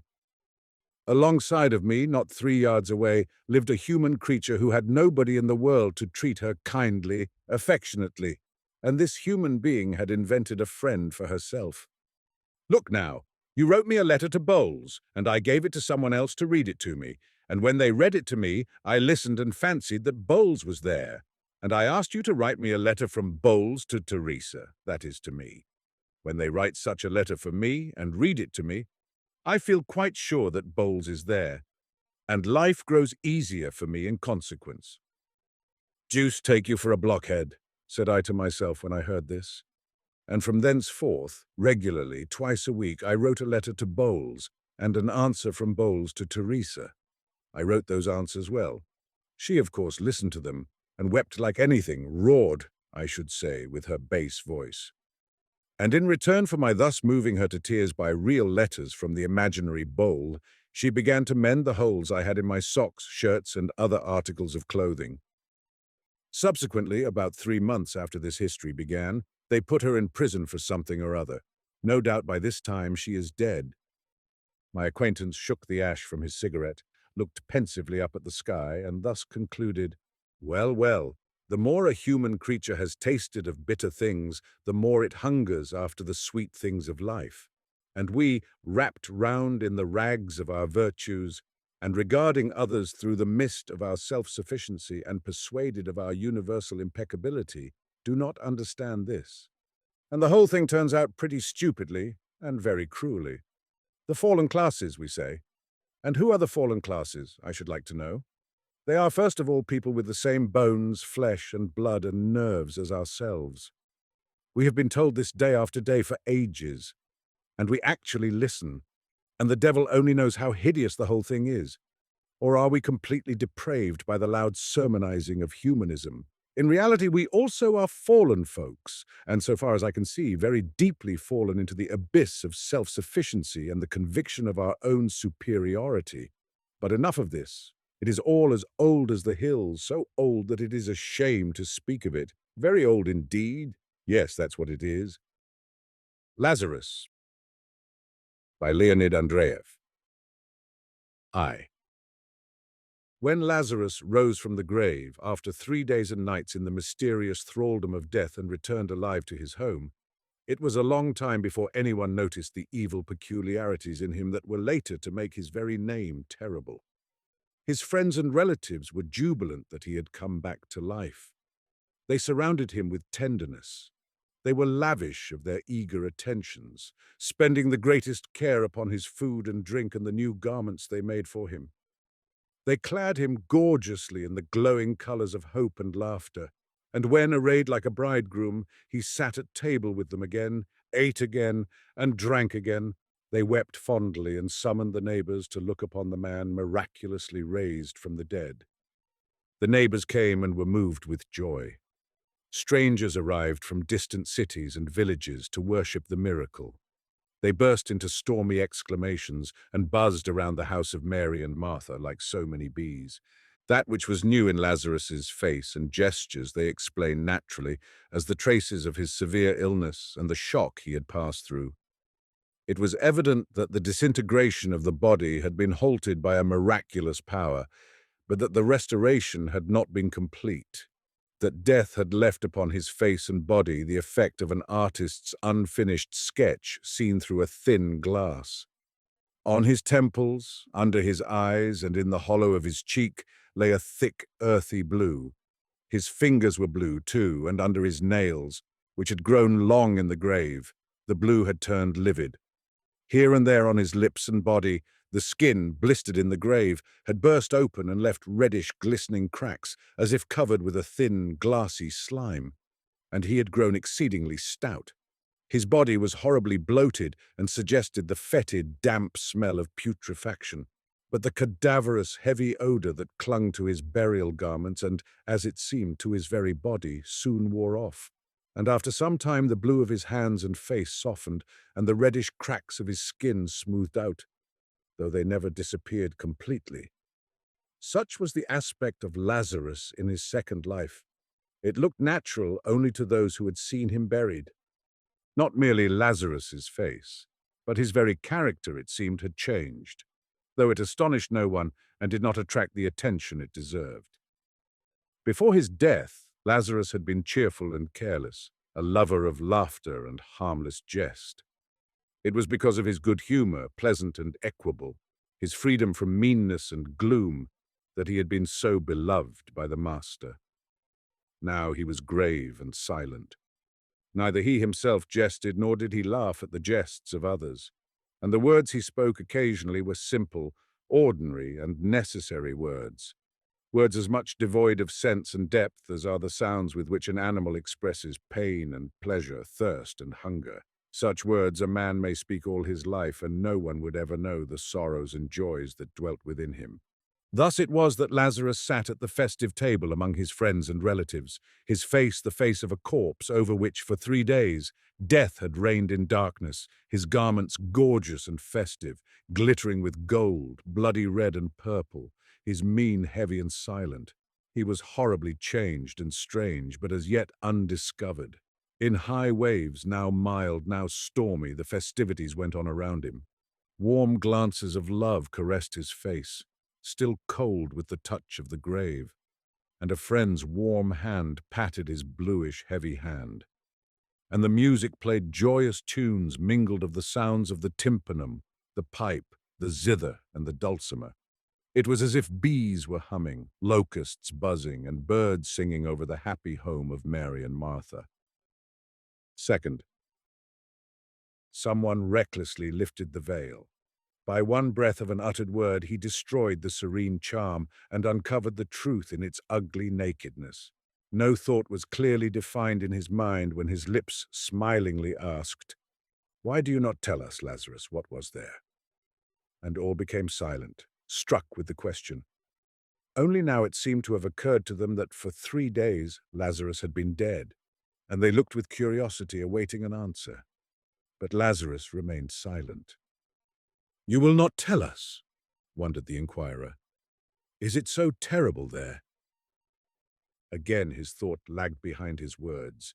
Had it preceded them, he would not have asked the question, for at the very moment he uttered it, his heart sank with a dread fear. All grew restless. They awaited the words of Lazarus anxiously. But he was silent, cold and severe, and his eyes were cast down. And now, as if for the first time, they perceived the horrible bluishness of his face and the loathsome corpulence of his body. On the table, as if forgotten by Lazarus, lay his livid blue hand, and all eyes were riveted upon it, as though expecting the desired answer from that hand. The musicians still played. Then silence fell upon them too, and the gay sounds died down, as scattered coals are extinguished by water. The pipe became mute, and the ringing tympanum and the murmuring dulcimer, and as though a chord were broken, as though song itself were dying, the zither echoed a trembling broken sound. Then all was quiet. "You will not?" repeated the inquirer, unable to restrain his babbling tongue. Silence reigned. and the livid blue hand lay motionless. It moved slightly, and the company sighed with relief and raised their eyes. Lazarus, risen from the dead, was looking straight at them, embracing all with one glance, heavy and terrible.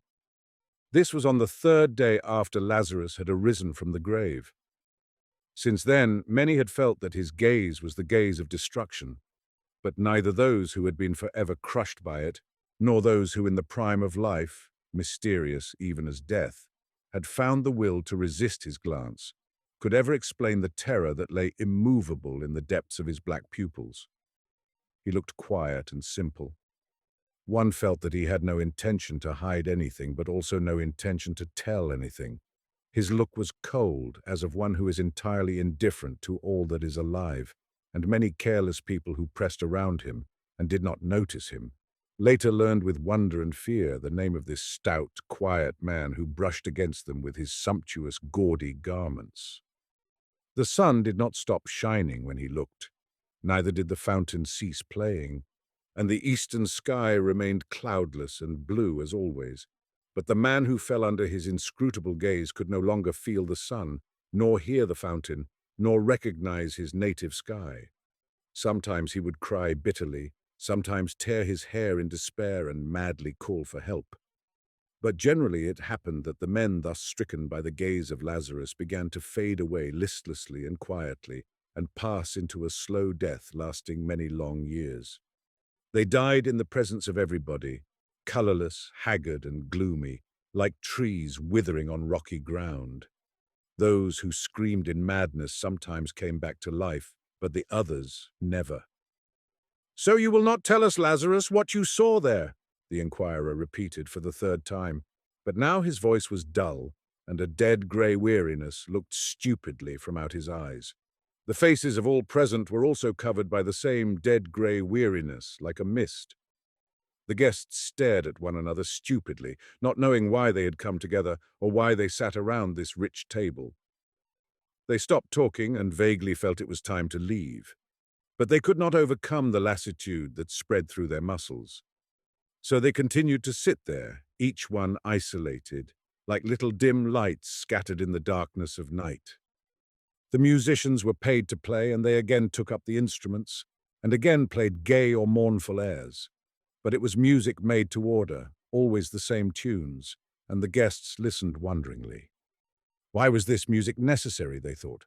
Why was it necessary, and what good did it do for people to pull at strings and blow their cheeks into thin pipes and produce varied and strange-sounding noises? "How badly they play," said someone. The musicians were insulted and left. Then the guests departed one by one, for it was nearing night. And when the quiet darkness enveloped them and it became easier to breathe, the image of Lazarus suddenly arose before each one in stern splendor.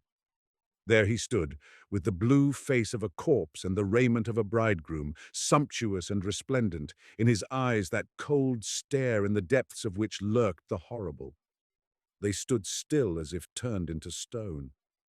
The darkness surrounded them, and in the midst of this darkness flamed up the horrible apparition, the supernatural vision of the one who for 3 days had lain under the measureless power of death. 3 days he had been dead. Thrice had the sun risen and set, and he had lain dead. The children had played, the water had murmured as it streamed over the rocks, the hot dust had clouded the highway, and he had been dead. And now he was among men again, touched them, looked at them, and through the black rings of his pupils, as through dark glasses, the unfathomable there gazed upon humanity. Third, no one took care of Lazarus, and no friends or kindred remained with him. Only the great desert, enfolding the holy city, came close to the threshold of his abode.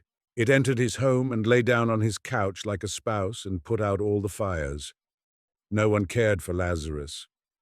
One after the other went away, even his sisters, Mary and Martha. For a long while Martha did not want to leave him, for she knew not who would nurse him or take care of him, and she cried and prayed. But one night, when the wind was roaming about the desert, and the rustling cypress trees were bending over the roof, she dressed herself quietly and quietly went away. Lazarus probably heard how the door was slammed. It had not shut properly, and the wind kept knocking it continually against the post. But he did not rise, did not go out, did not try to find out the reason. And the whole night until the morning, the cypress trees hissed over his head, and the door swung to and fro, allowing the cold, greedily prowling desert to enter his dwelling.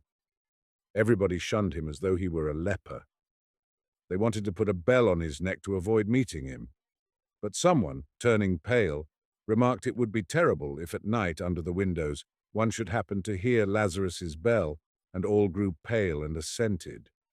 Since he did nothing for himself, he would probably have starved had not his neighbors, in trepidation, saved some food for him. Children brought it to him.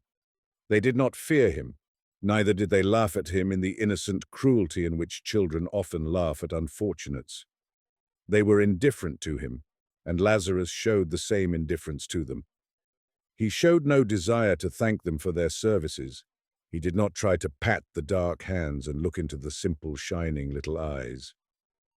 Abandoned to the ravages of time and the desert, his house was falling to ruins, and his hungry, bleating goats had long been scattered among his neighbors. His wedding garments had grown old. He wore them without changing them, as he had donned them on that happy day when the musicians played. He did not see the difference between old and new, between torn and whole. The brilliant colors were burnt and faded. The vicious dogs of the city and the sharp thorns of the desert had rent the fine clothes to shreds. During the day, when the sun beat down mercilessly upon all living things, and even the scorpions hid under the stones, convulsed with a mad desire to sting, he sat motionless in the burning rays, lifting high his blue face and shaggy wild beard. While yet the people were unafraid to speak to him, same one had asked him, "Poor Lazarus, do you find it pleasant to sit so and look at the sun?" And he answered, "Yes, it is pleasant." The thought suggested itself to people that the cold of the 3 days in the grave had been so intense, its darkness so deep, that there was not in all the earth enough heat or light to warm Lazarus and lighten the gloom of his eyes. And inquirers turned away with a sigh. And when the setting sun, flat and purple-red, descended to earth, Lazarus went into the desert and walked straight toward it, as though intending to reach it. Always he walked directly toward the sun, and those who tried to follow him and find out what he did at night in the desert had indelibly imprinted upon their mind's vision the black silhouette of a tall, stout man against the red background of an immense disk. The horrors of the night drove them away, and so they never found out what Lazarus did in the desert. But the image of the black form against the red was burned forever into their brains.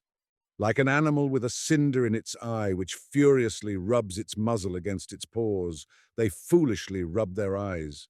But the impression left by Lazarus was ineffaceable, forgotten only in death. There were people living far away who never saw Lazarus and only heard of him. With an audacious curiosity which is stronger than fear and feeds on fear, with a secret sneer in their hearts. Some of them came to him one day as he basked in the sun, and entered into conversation with him. At that time, his appearance had changed for the better and was not so frightful. At first, the visitors snapped their fingers and thought disapprovingly of the foolish inhabitants of the holy city. But when the short talk came to an end and they went home, their expression was such that the inhabitants of the holy city at once knew their errand and said, "Here go some more madmen at whom Lazarus has looked." The speakers raised their hands in silent pity. Other visitors came, among them brave warriors in clinking armor who knew not fear, and happy youths who made merry with laughter and song. Busy merchants, jingling their coins, ran in for a while, and proud attendants at the temple placed their staffs at Lazarus's door. But no one returned the same as he came. A frightful shadow fell upon their souls, and gave a new appearance to the old familiar world.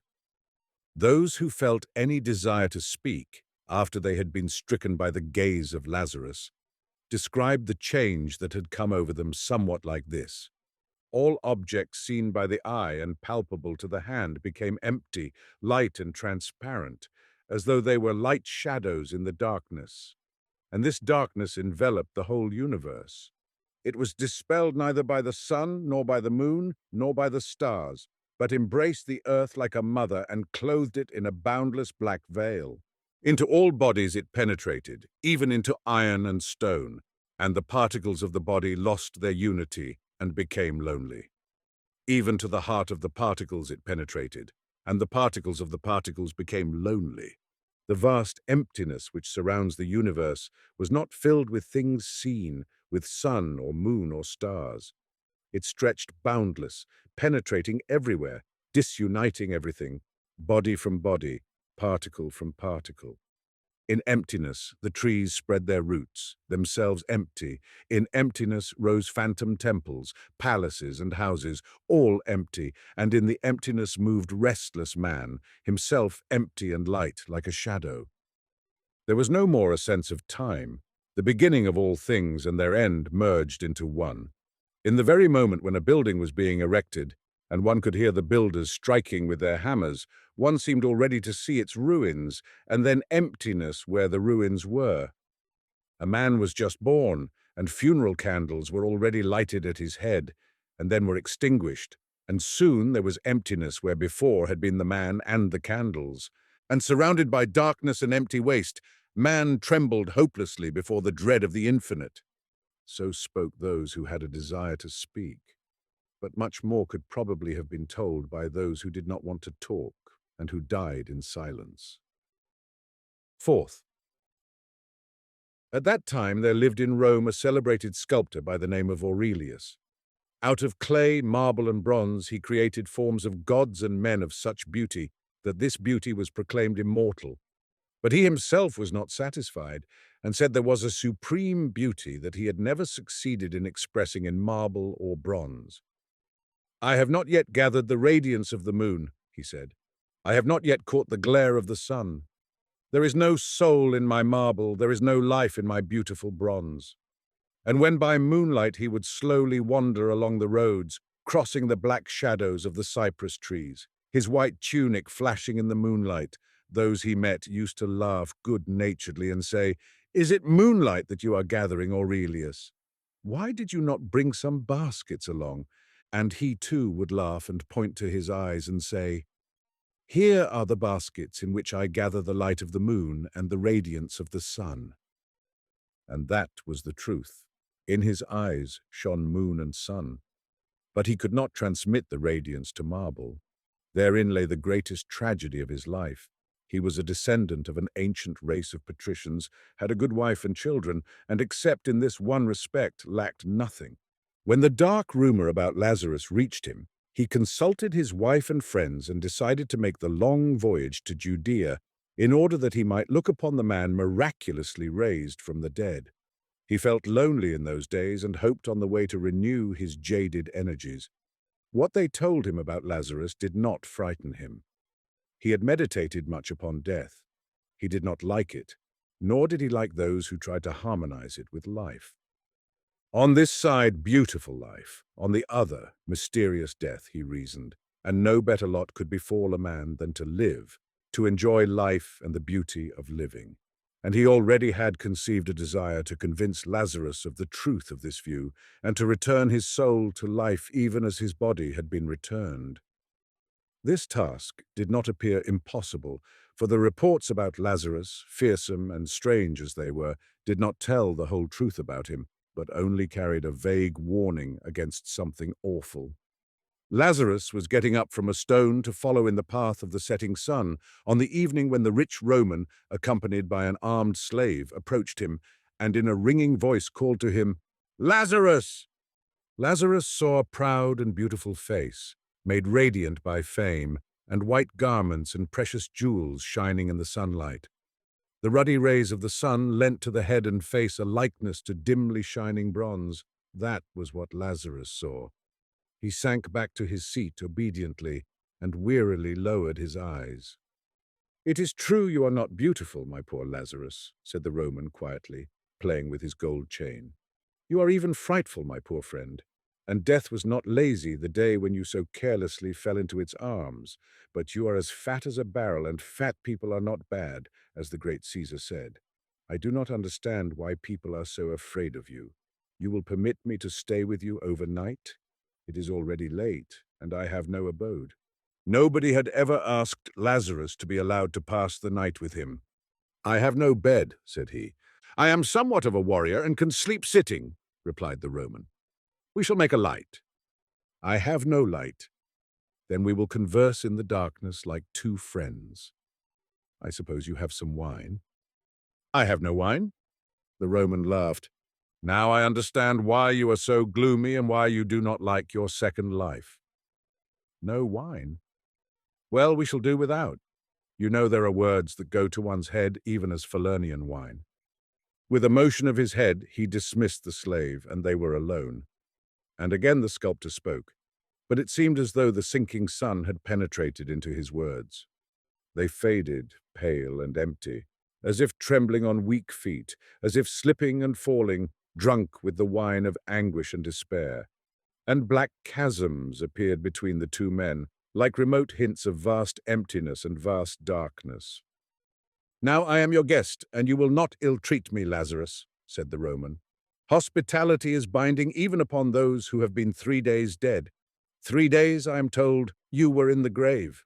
It must have been cold there, and it is from there that you have brought this bad habit of doing without light and wine. I like a light. It gets dark so quickly here. Your eyebrows and forehead have an interesting line, even as the ruins of castles covered with the ashes of an earthquake. But why in such strange, ugly clothes? I have seen the bridegrooms of your country. They wear clothes like that. Such ridiculous clothes. Such awful garments. Are you a bridegroom?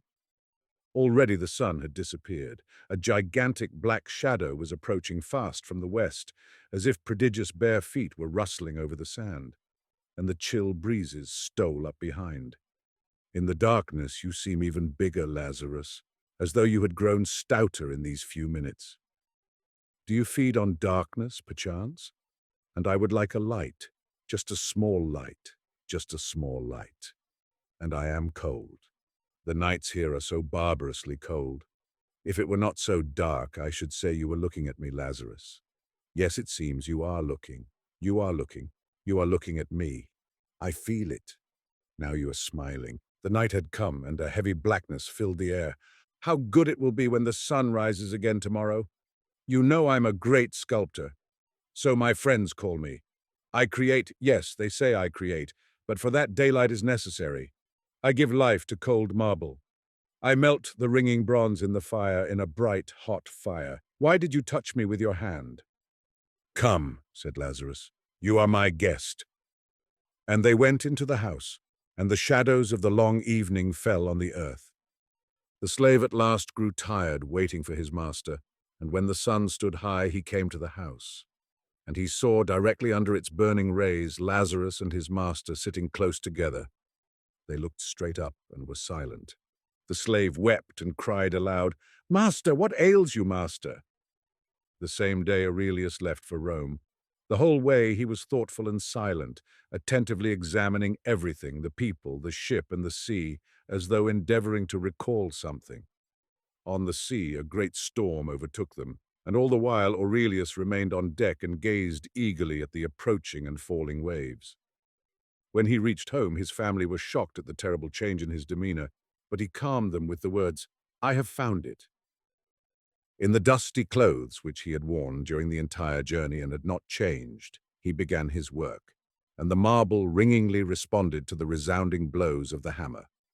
Long and eagerly he worked, admitting no one. At last, one morning he announced that the work was ready, and gave instructions that all his friends, and the severe critics and judges of art, be called together. Then he donned gorgeous garments, shining with gold, glowing with the purple of the Bisan. Here is what I have created, he said thoughtfully. His friends looked, and immediately the shadow of deep sorrow covered their faces. It was a thing monstrous, possessing none of the forms familiar to the eye, yet not devoid of a hint of some new, unknown form. On a thin, tortuous little branch, or rather an ugly likeness of one, lay crooked, strange, unsightly, shapeless heaps of something turned outside in, or something turned inside out, wild fragments which seemed to be feebly trying to get away from themselves. And accidentally, under one of the wild projections, they noticed a wonderfully sculptured butterfly with transparent wings, trembling as though with a weak longing to fly. "Why that wonderful butterfly, Aurelius?" timidly asked someone. "I do not know," answered the sculptor. The truth had to be told, and one of his friends, the one who loved Aurelius best, said, "This is ugly, my poor friend. It must be destroyed. Give me the hammer," and with 2 blows he destroyed the monstrous mass, leaving only the wonderfully sculptured butterfly. After that, Aurelius created nothing. He looked with absolute indifference at marble and at bronze and at his own divine creations, in which dwelt immortal beauty. In the hope of breathing into him once again the old flame of inspiration with the idea of awakening his dead soul, his friends led him to see the beautiful creations of others, but he remained indifferent, and no smile warmed his closed lips. And only after they spoke to him much and long of beauty, he would reply wearily, "But all this is a lie." And in the daytime, when the sun was shining, he would go into his rich and beautifully laid-out garden, and finding a place where there was no shadow, would expose his bare head and his dull eyes to the glitter and burning heat of the sun. Red and white butterflies fluttered around. Down into the marble cistern ran splashing water from the crooked mouth of a blissfully drunken satyr, but he sat motionless, like a pale shadow of that other one who, in a far land at the very gates of the stony desert, also sat motionless under the fiery sun. V. And it came about finally that Lazarus was summoned to Rome by the great Augustus. They dressed him in gorgeous garments as though it had been ordained that he was to remain a bridegroom to an unknown bride until the very day of his death. It was as if an old coffin, rotten and falling apart, were re-gilded over and over, and gay tassels were hung on it. And solemnly they conducted him in gala attire, as though in truth it were a bridal procession, the runners loudly sounding the trumpet that the way be made for the ambassadors of the emperor, but the roads along which he passed were deserted. His entire native land cursed the execrable name of Lazarus, the man miraculously brought to life, and the people scattered at the mere report of his horrible approach. The trumpeters blew lonely blasts, and only the desert answered with a dying echo. Then they carried him across the sea on the saddest and most gorgeous ship that was ever mirrored in the azure waves of the Mediterranean. There were many people aboard, but the ship was silent and still as a coffin, and the water seemed to moan as it parted before the short, curved prow. Lazarus sat lonely, baring his head to the sun, and listening in silence to the splashing of the waters. Further away, the seamen and the ambassadors gathered like a crowd of distressed shadows. If a thunderstorm had happened to burst upon them at that time, or the wind had overwhelmed the red sails, the ship would probably have perished, for none of those who were on her had strength or desire enough to fight for life. With supreme effort, some went to the side of the ship and eagerly gazed at the blue, transparent abyss. Perhaps they imagined they saw a naiad flashing a pink shoulder through the waves, or an insanely joyous and drunken centaur galloping by, splashing up the water with his hoofs.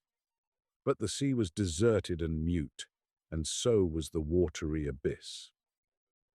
Listlessly, Lazarus set foot on the streets of the eternal city, as though all its riches, all the majesty of its gigantic edifices, all the luster and beauty and music of refined life, were simply the echo of the wind in the desert or the misty images of hot running sand. Chariots whirled by. The crowd of strong, beautiful, haughty men passed on, builders of the eternal city and proud partakers of its life. Songs rang out, fountains laughed, pearly laughter of women filled the air, while the drunkard philosophized and the sober ones smilingly listened. Horseshoes rattled on the pavement, and surrounded on all sides by glad sounds, a fat, heavy man moved through the center of the city like a cold spot of silence, sowing in his path grief, anger, and vague, carking distress. Who dared to be sad in Rome, indignantly demanded frowning citizens, and in 2 days the swift-tongued Rome knew of Lazarus, the man miraculously raised from the grave, and timidly evaded him. There were many brave men ready to try their strength, and at their senseless call Lazarus came obediently. The emperor was so engrossed with state affairs that he delayed receiving the visitor, and for 7 days Lazarus moved among the people. A jovial drunkard met him with a smile on his red lips. "Drink, Lazarus, drink!" he cried. "Would not Augustus laugh to see you drink?" And naked, besotted women laughed and decked the blue hands of Lazarus with rose leaves. But the drunkard looked into the eyes of Lazarus, and his joy ended forever. Thereafter he was always drunk. He drank no more, but was drunk all the time, shadowed by fearful dreams, instead of the joyous reveries that wine gives. Fearful dreams became the food of his broken spirit. Fearful dreams held him day and night in the mists of monstrous fantasy, and death itself was no more fearful than the apparition of its fierce precursor. Lazarus came to a youth and his lass who loved each other and were beautiful in their love. Proudly and strongly holding in his arms his beloved one, the youth said with gentle pity, "Look at us, Lazarus, and rejoice with us. Is there anything stronger than love?" And Lazarus looked at them, and their whole life they continued to love one another, but their love became mournful and gloomy, even as those cypress trees over the tombs that feed their roots on the putrescence of the grave and strive in vain in the quiet evening hour to touch the sky with their pointed tops. Hurled by fathomless life forces into each other's arms, they mingled their kisses with tears, their joy with pain, and only succeeded in realizing the more vividly a sense of their slavery to the silent nothing. Forever united, forever parted, they flashed like sparks, and like sparks went out in boundless darkness. Lazarus came to a proud sage, and the sage said to him, "I already know all the horrors that you may tell me, Lazarus. With what else can you terrify me?" Only a few moments passed before the sage realized that the knowledge of the horrible is not the horrible, and that the sight of death is not death. And he felt that in the eyes of the infinite wisdom and folly are the same, for the infinite knows them not. And the boundaries between knowledge and ignorance, between truth and falsehood, between top and bottom, faded, and his shapeless thought was suspended in emptiness. Then he grasped his grey head in his hands and cried out insanely, "I cannot think! I cannot think!" Thus it was that under the cool gaze of Lazarus, the man miraculously raised from the dead, all that serves to affirm life, its sense and its joys, perished. And people began to say it was dangerous to allow him to see the emperor, that it were better to kill him and bury him secretly, and swear he had disappeared. Swords were sharpened, and youths devoted to the welfare of the people announced their readiness to become assassins when Augustus upset the cruel plans by demanding that Lazarus appear before him. Even though Lazarus could not be kept away, it was felt that the heavy impression conveyed by his face might be somewhat softened. With that end in view, expert painters, barbers, and artists were secured who worked the whole night on Lazarus's head. His beard was trimmed and curled. The disagreeable and deadly bluishness of his hands and face was covered up with paint. His hands were whitened, his cheeks rouged. The disgusting wrinkles of suffering that ridged his old face were patched up and painted, and on the smooth surface wrinkles of good nature and laughter and of pleasant, good-humored cheeriness were laid on artistically with fine brushes. Lazarus submitted indifferently to all they did with him, and soon was transformed into a stout, nice-looking old man, for all the world a quiet and good-humored grandfather of numerous grandchildren. He looked as though the smile with which he told funny stories had not left his lips, as though a quiet tenderness still lay hidden in the corner of his eyes. But the wedding dress they did not dare to take off, and they could not change his eyes. The dark, terrible eyes from out of which stared the incomprehensible there. 6. Lazarus was untouched by the magnificence of the imperial apartments. He remained stolidly indifferent, as though he saw no contrast between his ruined house at the edge of the desert and the solid, beautiful palace of stone. Under his feet, the hard marble of the floor took on the semblance of the moving sands of the desert, and to his eyes the throngs of gaily dressed, haughty men were as unreal as the emptiness of the air. They looked not into his face as he passed by, fearing to come under the awful bane of his eyes. But when the sound of his heavy steps announced that he had passed, heads were lifted, and eyes examined with timid curiosity the figure of the corpulent, tall, slightly stooping old man as he slowly passed into the heart of the imperial palace. If death itself had appeared, men would not have feared it so much, for hitherto death had been known to the dead only, and life to the living only, and between these two there had been no bridge. But this strange being knew death, and that knowledge of his was felt to be mysterious and cursed. "He will kill our great divine Augustus," men cried with horror, and they hurled curses after him. Slowly and stolidly he passed them by, penetrating ever deeper into the palace. Caesar knew already who Lazarus was, and was prepared to meet him. He was a courageous man. He felt his power was invincible, and in the fateful encounter with the man wonderfully raised from the dead, he refused to lean on other men's weak help. Man to man, face to face, he met Lazarus. "Do not fix your gaze on me, Lazarus," he commanded. "I have heard that your head is like the head of Medusa and turns into stone all upon whom you look. But I should like to have a close look at you and to talk to you before I turn into stone," he added in a spirit of playfulness that concealed his real misgivings. Approaching him, he examined closely Lazarus's face and his strange festive clothes. Though his eyes were sharp and keen, he was deceived by the skillful counterfeit. "Well, your appearance is not terrible, venerable sir, but all the worse for men, when the terrible takes on such a venerable and pleasant appearance. Now let us talk." Augustus sat down, and as much by glance as by words began the discussion. "Why did you not salute me when you entered?" Lazarus answered indifferently, "I did not know it was necessary." "You are a Christian?" "No." Augustus nodded approvingly. "That is good. I do not like the Christians. They shake the tree of life, forbidding it to bear fruit, and they scatter to the wind its fragrant blossoms. But who are you?" With some effort, Lazarus answered, "I was dead." "I heard about that. But who are you now?" Lazarus's answer came slowly. Finally he said again, listlessly and indistinctly, "I was dead." "Listen to me, stranger," said the emperor sharply, giving expression to what had been in his mind before. "My empire is an empire of the living. My people are a people of the living and not of the dead. You are superfluous here. I do not know who you are. I do not know what you have seen there.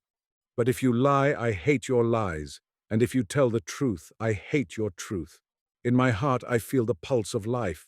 In my hands, I feel power, and my proud thoughts, like eagles, fly through space. Behind my back, under the protection of my authority, under the shadow of the laws I have created, men live and labor and rejoice. Do you hear this divine harmony of life? Do you hear the war cry that men hurl into the face of the future, challenging it to strife?" Augustus extended his arms reverently and solemnly cried out, "Blessed art thou, great divine life!" But Lazarus was silent, and the emperor continued more severely, "You are not wanted here. Pitiful remnant, half devoured of death, you fill men with distress and aversion to life.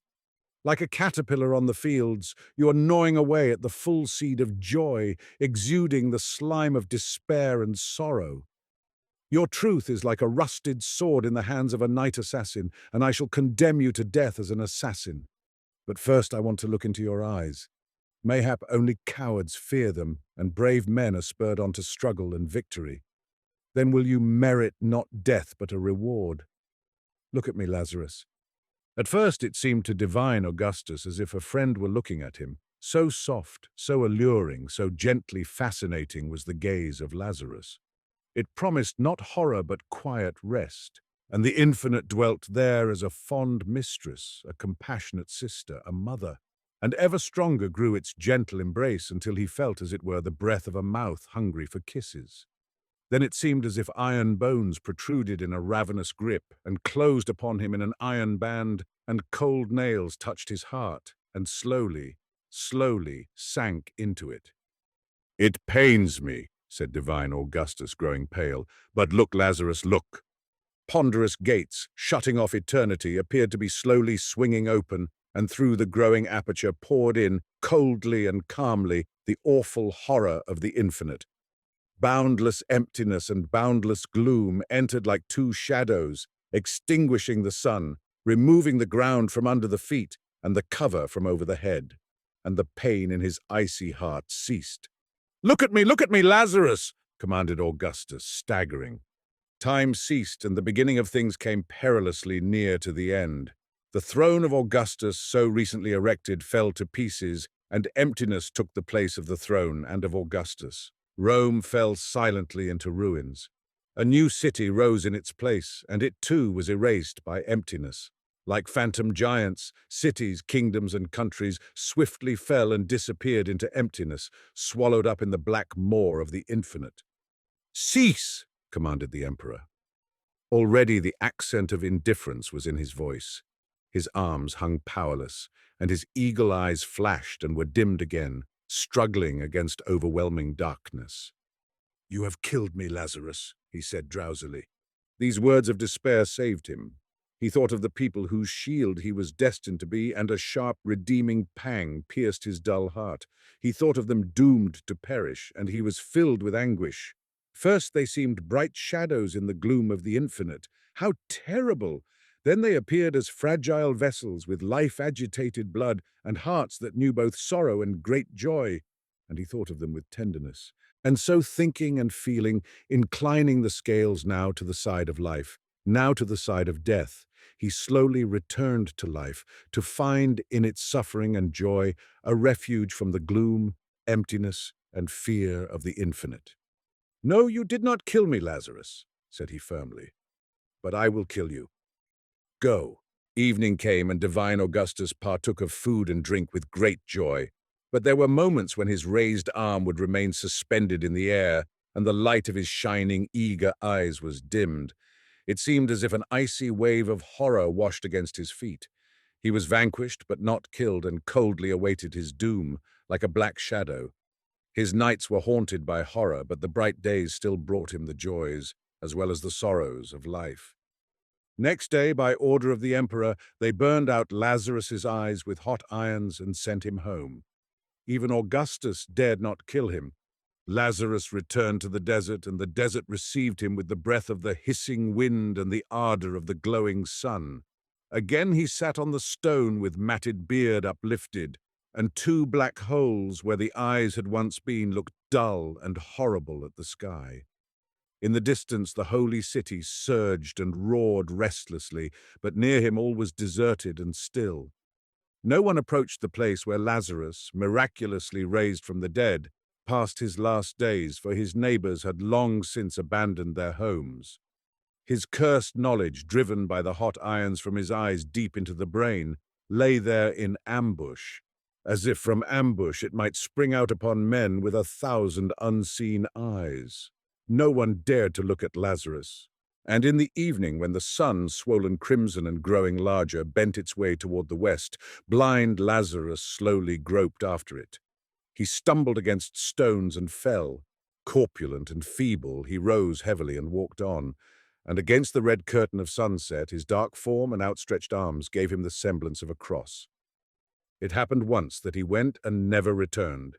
Thus ended the second life of Lazarus, who for 3 days had been in the mysterious thraldom of death and then was miraculously raised from the dead. The Revolutionist, by Michael P. Artzybashev. Gabriel Anderson, the teacher, walked to the edge of the school garden, where he paused, undecided what to do.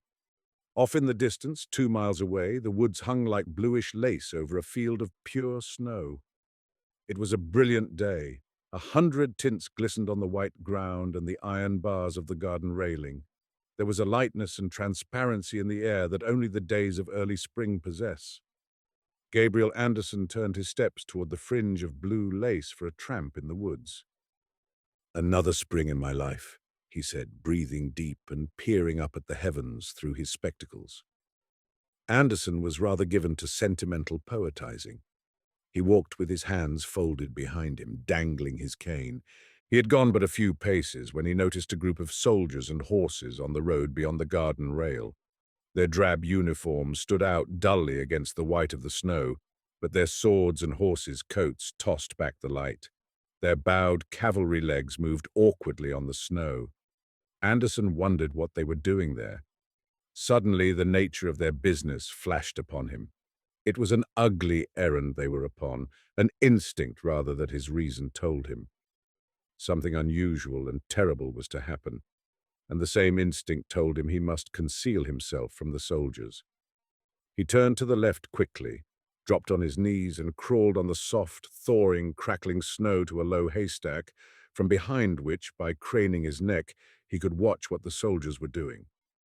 There were 12 of them, one a stocky young officer in a grey cloak, caught in prettily at the waist by a silver belt. His face was so red that even at that distance, Anderson caught the odd whitish gleam of his light protruding moustache and eyebrows against the vivid colour of his skin. The broken tones of his raucous voice reached distinctly to where the teacher, listening intently, lay hidden. "I know what I am about. I don't need anybody's advice," the officer cried. He clapped his arms akimbo and looked down at someone among the group of bustling soldiers. "I'll show you how to be a rebel, you damned skunk!" Anderson's heart beat fast. Good heavens, he thought. Is it possible? His head grew chill as if struck by a cold wave. "Officer!" A quiet, restrained yet distinct voice came from among the soldiers. "You have no right. It's for the court to decide. You aren't a judge. It's plain murder, not—" "Silence!" thundered the officer, his voice choking with rage. "I'll give you a court." "Ivanov, go ahead." He put the spurs to his horse and rode away. Gabriel Anderson mechanically observed how carefully the horse picked its way, placing its feet daintily as if for the steps of a minuet. Its ears were pricked to catch every sound. There was momentary bustle and excitement among the soldiers. Then they dispersed in different directions, leaving 3 persons in black behind, 2 tall men and 1 very short and frail. Anderson could see the hair of the short one's head. It was very light, and he saw his rosy ears sticking out on each side. Now he fully understood what was to happen, but it was a thing so out of the ordinary, so horrible, that he fancied he was dreaming. It's so bright, so beautiful, the snow, the field, the woods, the sky. The breath of spring is upon everything, yet people are going to be killed. How can it be? Impossible. So his thoughts ran in confusion. He had the sensation of a man suddenly gone insane, who finds he sees, hears, and feels what he is not accustomed to, and ought not hear, see, and feel.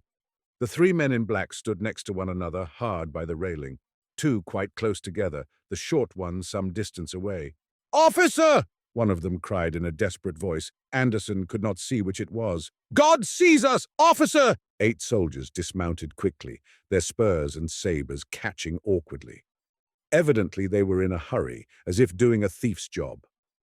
Several seconds passed in silence until the soldiers placed themselves in a row a few feet from the black figures and leveled their guns. In doing so, one soldier knocked his cap from his head. He picked it up and put it on again without brushing off the wet snow. The officer's mount still kept dancing on one spot with his ears pricked, while the other horses, also with sharp ears erect to catch every sound, stood motionless looking at the men in black, their long, wise heads inclined to one side. "Spare the boy at least!" Another voice suddenly pierced the air. "Why kill a child, damn you? What has the child done?" "Ivanov, do what I told you to do!" thundered the officer, drowning the other voice. His face turned as scarlet as a piece of red flannel. There followed a scene savage and repulsive in its gruesomeness. The short figure in black, with the light hair and the rosy ears, uttered a wild shriek in a shrill child's tones and reeled to one side. Instantly it was caught up by 2 or 3 soldiers, but the boy began to struggle, and 2 more soldiers ran up. "Ow! Ow! Ow! Ow!" the boy cried. "Let me go! Let me go!" "Ow! Ow!" His shrill voice cut the air like the yell of a stuck porkling not quite done to death. Suddenly he grew quiet. Someone must have struck him. An unexpected, oppressive silence ensued. The boy was being pushed forward. Then there came a deafening report. Anderson started back all in a tremble. He saw distinctly, yet vaguely as in a dream, the dropping of 2 dark bodies. the flash of pale sparks, and a light smoke rising in the clean, bright atmosphere. He saw the soldiers hastily mounting their horses without even glancing at the bodies. He saw them galloping along the muddy road, their arms clanking, their horses' hooves clattering. He saw all this, himself now standing in the middle of the road, not knowing when and why he had jumped from behind the haystack. He was deathly pale. His face was covered with dank sweat. His body was aquiver.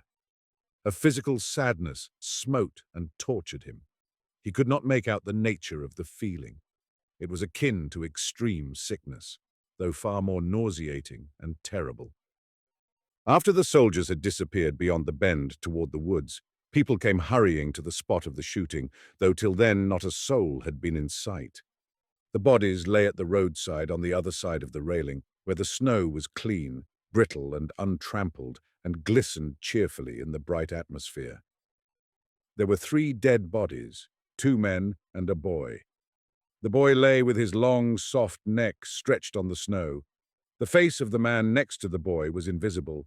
He had fallen face downward in a pool of blood. The third was a big man with a black beard and huge, muscular arms. He lay stretched out to the full length of his big body, his arms extended over a large area of blood-stained snow.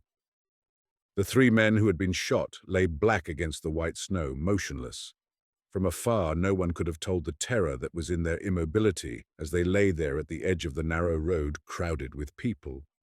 That night, Gabriel Anderson, in his little room in the schoolhouse, did not write poems as usual. He stood at the window and looked at the distant pale disk of the moon in the misty blue sky and thought. And his thoughts were confused, gloomy, and heavy as if a cloud had descended upon his brain. Indistinctly outlined in the dull moonlight, he saw the dark railing, the trees, the empty garden. It seemed to him that he beheld them, the 3 men who had been shot, 2 grown up, 1 a child. They were lying there now at the roadside, in the empty, silent field, looking at the far-off cold moon with their dead white eyes as he with his living eyes. The time will come some day, he thought, when the killing of people by others will be an utter impossibility. The time will come when even the soldiers and officers who killed these 3 men will realize what they have done and will understand that what they killed them for is just as necessary, important, and dear to them, to the officers and soldiers, as to those whom they killed. Yes, he said aloud and solemnly, his eyes moistening, that time will come. They will understand, and the pale disk of the moon was blotted out by the moisture in his eyes. A large pity pierced his heart for the 3 victims whose eyes looked at the moon, sad and unseeing. A feeling of rage cut him as with a sharp knife and took possession of him. But Gabriel Anderson quieted his heart, whispering softly, "They know not what they do," and this old and ready phrase gave him the strength to stifle his rage and indignation. Second, the day was as bright and white, but the spring was already advanced. The wet soil smelt of spring. Clear cold water ran everywhere from under the loose thawing snow. The branches of the trees were springy and elastic. For miles and miles around, the country opened up in clear, azure stretches. Yet the clearness and the joy of the spring day were not in the village. They were somewhere outside the village, where there were no people, in the fields, the woods, and the mountains. In the village, the air was stifling, heavy, and terrible, as in a nightmare. Gabriel Anderson stood in the road near a crowd of dark, sad, absent-minded people and craned his neck to see the preparations for the flogging of 7 peasants. They stood in the thawing snow, and Gabriel Anderson could not persuade himself that they were people whom he had long known and understood. By that which was about to happen to them, the shameful, terrible, ineradicable thing that was to happen to them, they were separated from all the rest of the world, and so were unable to feel what he, Gabriel Anderson, felt, just as he was unable to feel what they felt. Round them were the soldiers, confidently and beautifully mounted on high upon their large steeds, who tossed their wise heads and turned their dappled wooden faces slowly from side to side, looking contemptuously at him, Gabriel Anderson, who was soon to behold this horror, this disgrace, and would do nothing, would not dare to do anything. So it seemed to Gabriel Anderson, and a sense of cold, intolerable shame gripped him as between two clamps of ice through which he could see everything without being able to move, cry out, or utter a groan. They took the first peasant. Gabriel Anderson saw his strange, imploring, hopeless look. His lips moved, but no sound was heard, and his eyes wandered. There was a bright gleam in them as in the eyes of a madman. His mind, it was evident, was no longer able to comprehend what was happening. And so terrible was that face, at once full of reason and of madness, that Anderson felt relieved when they put him face downward on the snow, and instead of the fiery eyes, he saw his bare back glistening, a senseless, shameful, horrible sight. The large, red-faced soldier in a red cap pushed toward him, looked down at his body with seeming delight, and then cried in a clear voice, "Well, let her go with God's blessing." Anderson seemed not to see the soldiers, the sky, the horses, or the crowd. He did not feel the cold, the terror, or the shame.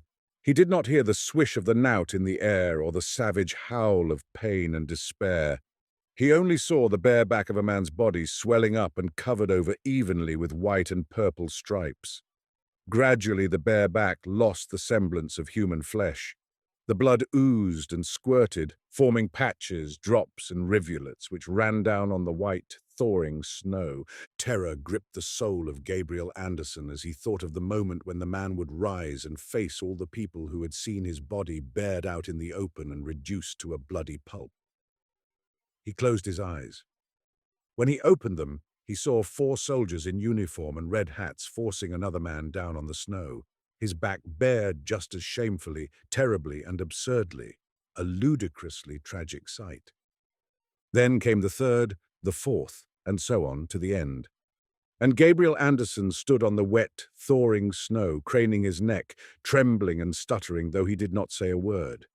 Dank sweat poured from his body. A sense of shame permeated his whole being. It was a humiliating feeling having to escape being noticed so that they should not catch him and lay him there on the snow and strip him bare. Him, Gabriel Anderson.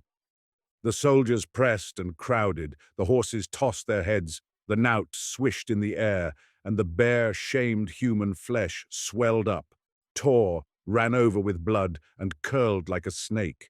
Oaths, wild shrieks rained upon the village through the clean white air of that spring day. Anderson now saw 5 men's faces at the steps of the town hall, the faces of those men who had already undergone their shame. He quickly turned his eyes away. After seeing this, a man must die, he thought. Third. There were 17 of them, 15 soldiers, a subaltern, and a young beardless officer. The officer lay in front of the fire, looking intently into the flames. The soldiers were tinkering with the firearms in the wagon. Their grey figures moved about quietly on the black thawing ground and occasionally stumbled across the logs sticking out from the blazing fire. Gabriel Anderson, wearing an overcoat and carrying his cane behind his back, approached them. The subaltern, a stout fellow with a moustache, jumped up, turned from the fire and looked at him. "Who are you? What do you want?" he asked excitedly. From his tone, it was evident that the soldiers feared everybody in that district, through which they went scattering death, destruction, and torture. "Officer," he said, "there is a man here I don't know." The officer looked at Anderson without speaking. "Officer," said Anderson in a thin, strained voice, "my name is Michelson. I am a businessman here, and I'm going to the village on business. I was afraid I might be mistaken for someone else, you know." "Then what are you nosing about here for?" the officer said angrily and turned away. "A businessman," sneered a soldier. "He ought to be searched. This businessman ought, so as not to be knocking about at night. A good one in the jaw is what he needs." "He's a suspicious character, officer," said the subaltern. "Don't you think we'd better arrest him, what?" "Don't," answered the officer lazily. "I'm sick of them, damn 'em." Gabriel Anderson stood there without saying anything. His eyes flashed strangely in the dark by the firelight, and it was strange to see his short, substantial, clean, neat figure in the field at night among the soldiers, with his overcoat and cane and glasses glistening in the firelight. The soldiers left him and walked away. Gabriel Anderson remained standing for a while. Then he turned and left, rapidly disappearing in the darkness. The night was drawing to a close. The air turned chilly, and the tops of the bushes defined themselves more clearly in the dark. Gabriel Anderson went again to the military post, but this time he hid, crouching low as he made his way under the cover of the bushes. Behind him, people moved about quietly and carefully, bending the bushes, silent as shadows. Next to Gabriel, on his right, walked a tall man with a revolver in his hand. The figure of a soldier on the hill outlined itself strangely, unexpectedly, not where they had been looking for it. It was faintly illumined by the gleam from the dying fire. Gabriel Anderson recognized the soldier. It was the one who had proposed that he should be searched. Nothing stirred in Anderson's heart. His face was cold and motionless, as of a man who is asleep. Round the fire, the soldiers lay stretched out sleeping, all except the subaltern, who sat with his head drooping over his knees. The tall, thin man on Anderson's right raised the revolver and pulled the trigger. A momentary blinding flash, a deafening report. Anderson saw the guard lift his hands and then sit down on the ground, clasping his bosom. From all directions short, crackling sparks flashed up, which combined into one riving roar.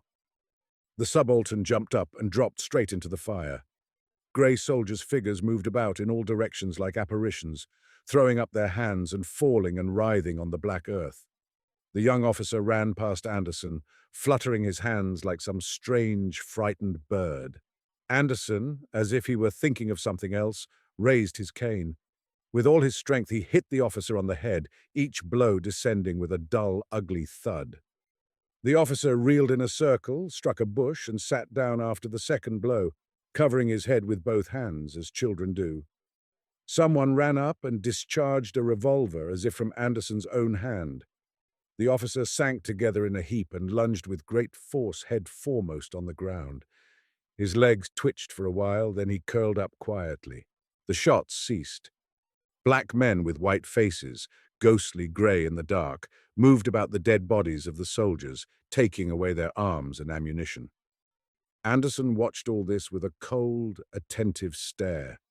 When all was over, he went up, took hold of the burned subaltern's legs, and tried to remove the body from the fire.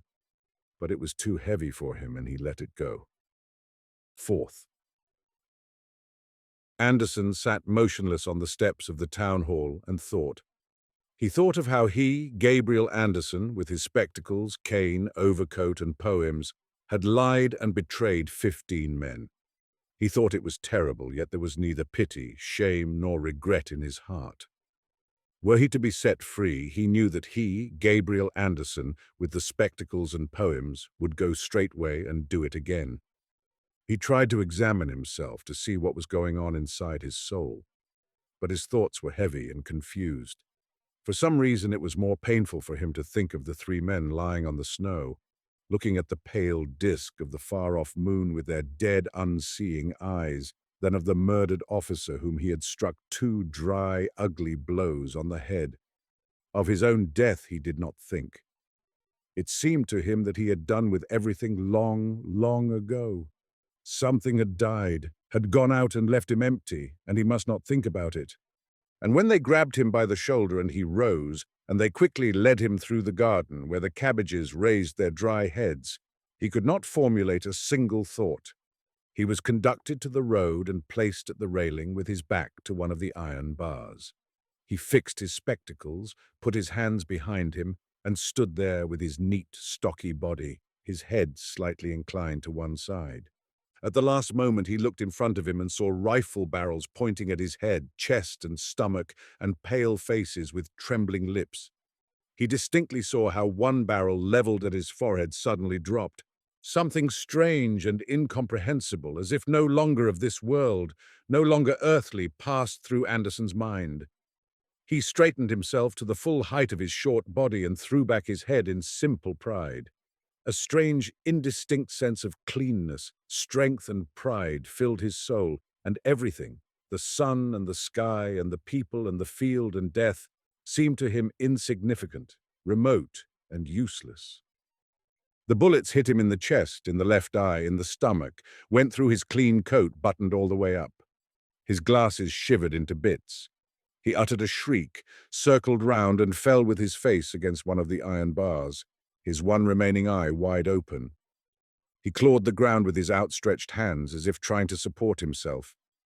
The officer, who had turned green, rushed toward him and senselessly thrust the revolver against his neck and fired twice.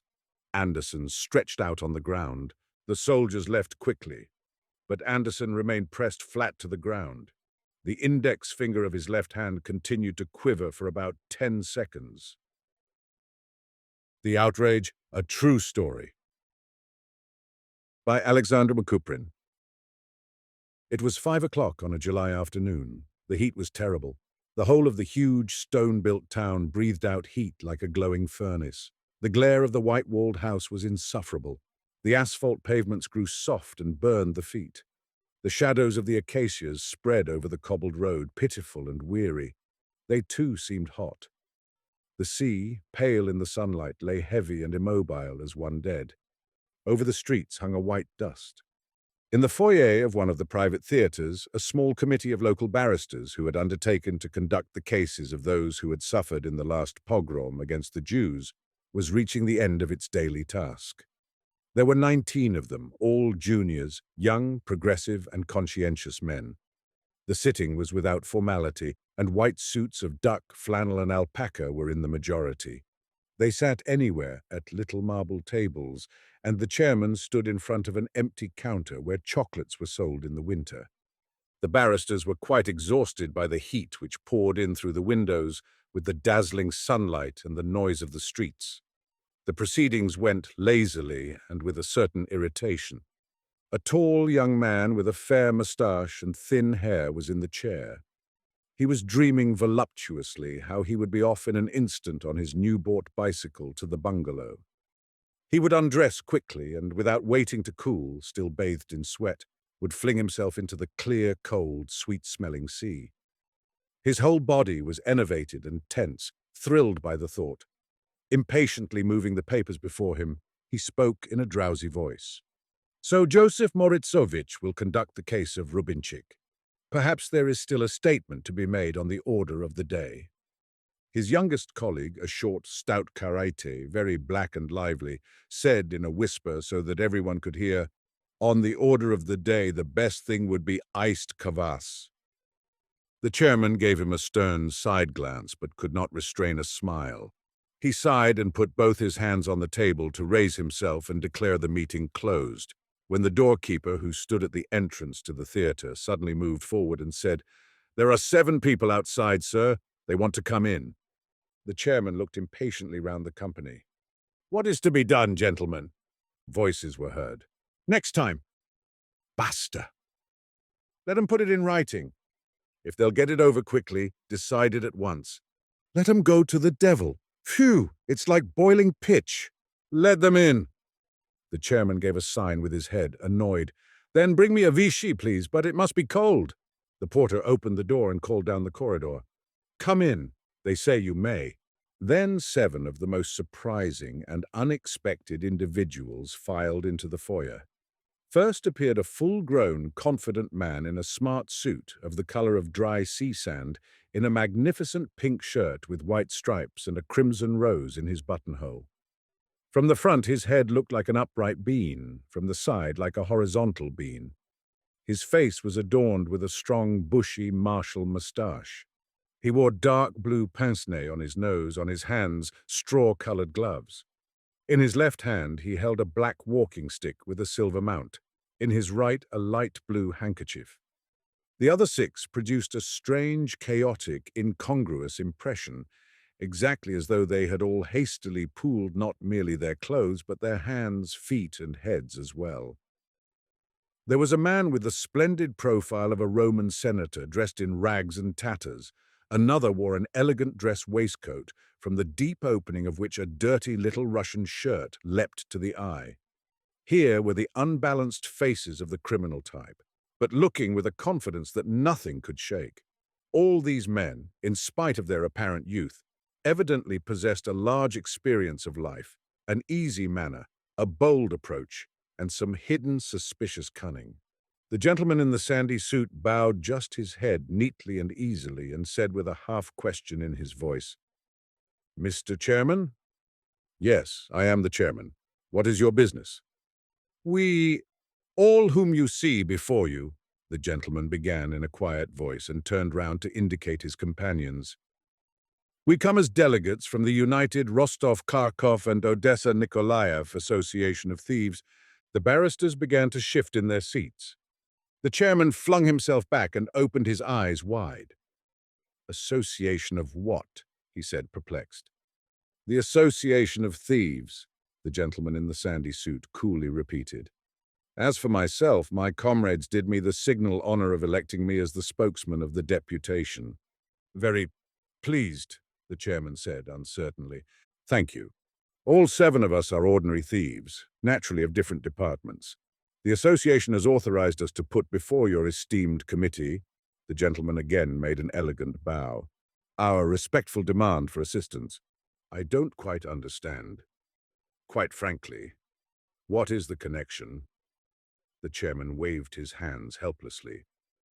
"However, please go on." "The matter about which we have the courage and the honor to apply to you, gentlemen, is very clear, very simple, and very brief. It will take only 6 or 7 minutes. I consider it my duty to warn you of this beforehand, in view of the late hour and the 115 degrees that Fahrenheit marks in the shade." The orator expectorated slightly and glanced at his superb gold watch.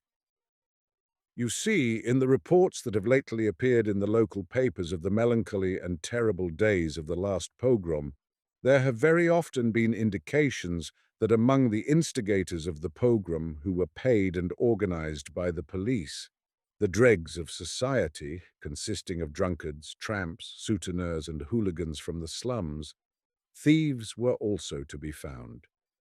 At first we were silent, but finally we considered ourselves under the necessity of protesting against such an unjust and serious accusation before the face of the whole of intellectual society.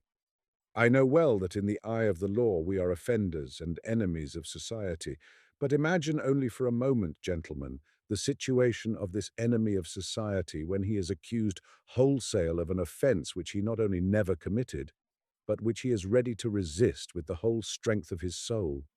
It goes without saying that he will feel the outrage of such an injustice more keenly than a normal, average, fortunate citizen. Now we declare that the accusation brought against us is utterly devoid of all basis, not merely of fact, but even of logic. I intend to prove this in a few words if the honorable committee will kindly listen." "Proceed," said the chairman. "Please do. Please," was heard from the barristers, now animated. "I offer you my sincere thanks in the name of all my comrades. Believe me, you will never repent your attention to the representatives of our, well, let us say, slippery, but nevertheless difficult, profession. So we begin, as Giraldoni sings in the prologue to Pagliacci. But first I would ask your permission, Mr. Chairman, to quench my thirst a little. Porter, bring me a lemonade and a glass of English bitter, there's a good fellow. Gentlemen, I will not speak of the moral aspect of our profession, nor of its social importance. Doubtless you know better than I the striking and brilliant paradox of Proudhon. La propriété c'est le vol, a paradox if you like, but one that has never yet been refuted by the sermons of cowardly bourgeois or fat priests. For instance, a father accumulates 1 million by energetic and clever exploitation and leaves it to his son, a rickety, lazy, ignorant, degenerate idiot, a brainless maggot, a true parasite. Potentially 1 million rubles is 1 million working days, the absolutely irrational right to labor, sweat, life, and blood of a terrible number of men. Why? What is the ground of reason? Utterly unknown. Then why not agree with the proposition, gentlemen, that our profession is to some extent, as it were, a correction of the excessive accumulation of values in the hands of individuals, and serves as a protest against all the hardships, abominations, arbitrariness, violence, and negligence of the human personality, against all the monstrosities created by the bourgeois capitalistic organization of modern society? Sooner or later, This order of things will assuredly be overturned by the social revolution. Property will pass away into the limbo of melancholy memories, and with it, alas, we will disappear from the face of the earth. We, les braves chevaliers d'industrie. The orator paused to take the tray from the hands of the porter and placed it near to his hand on the table. "Excuse me, gentlemen. Here, my good man, take this. And by the way, when you go out, shut the door close behind you." "Very good, Your Excellency," the porter bawled in jest. The orator drank off half a glass and continued. "However, let us leave aside the philosophical, social, and economic aspects of the question. I do not wish to fatigue your attention. I must nevertheless point out that our profession very closely approaches the idea of that which is called art.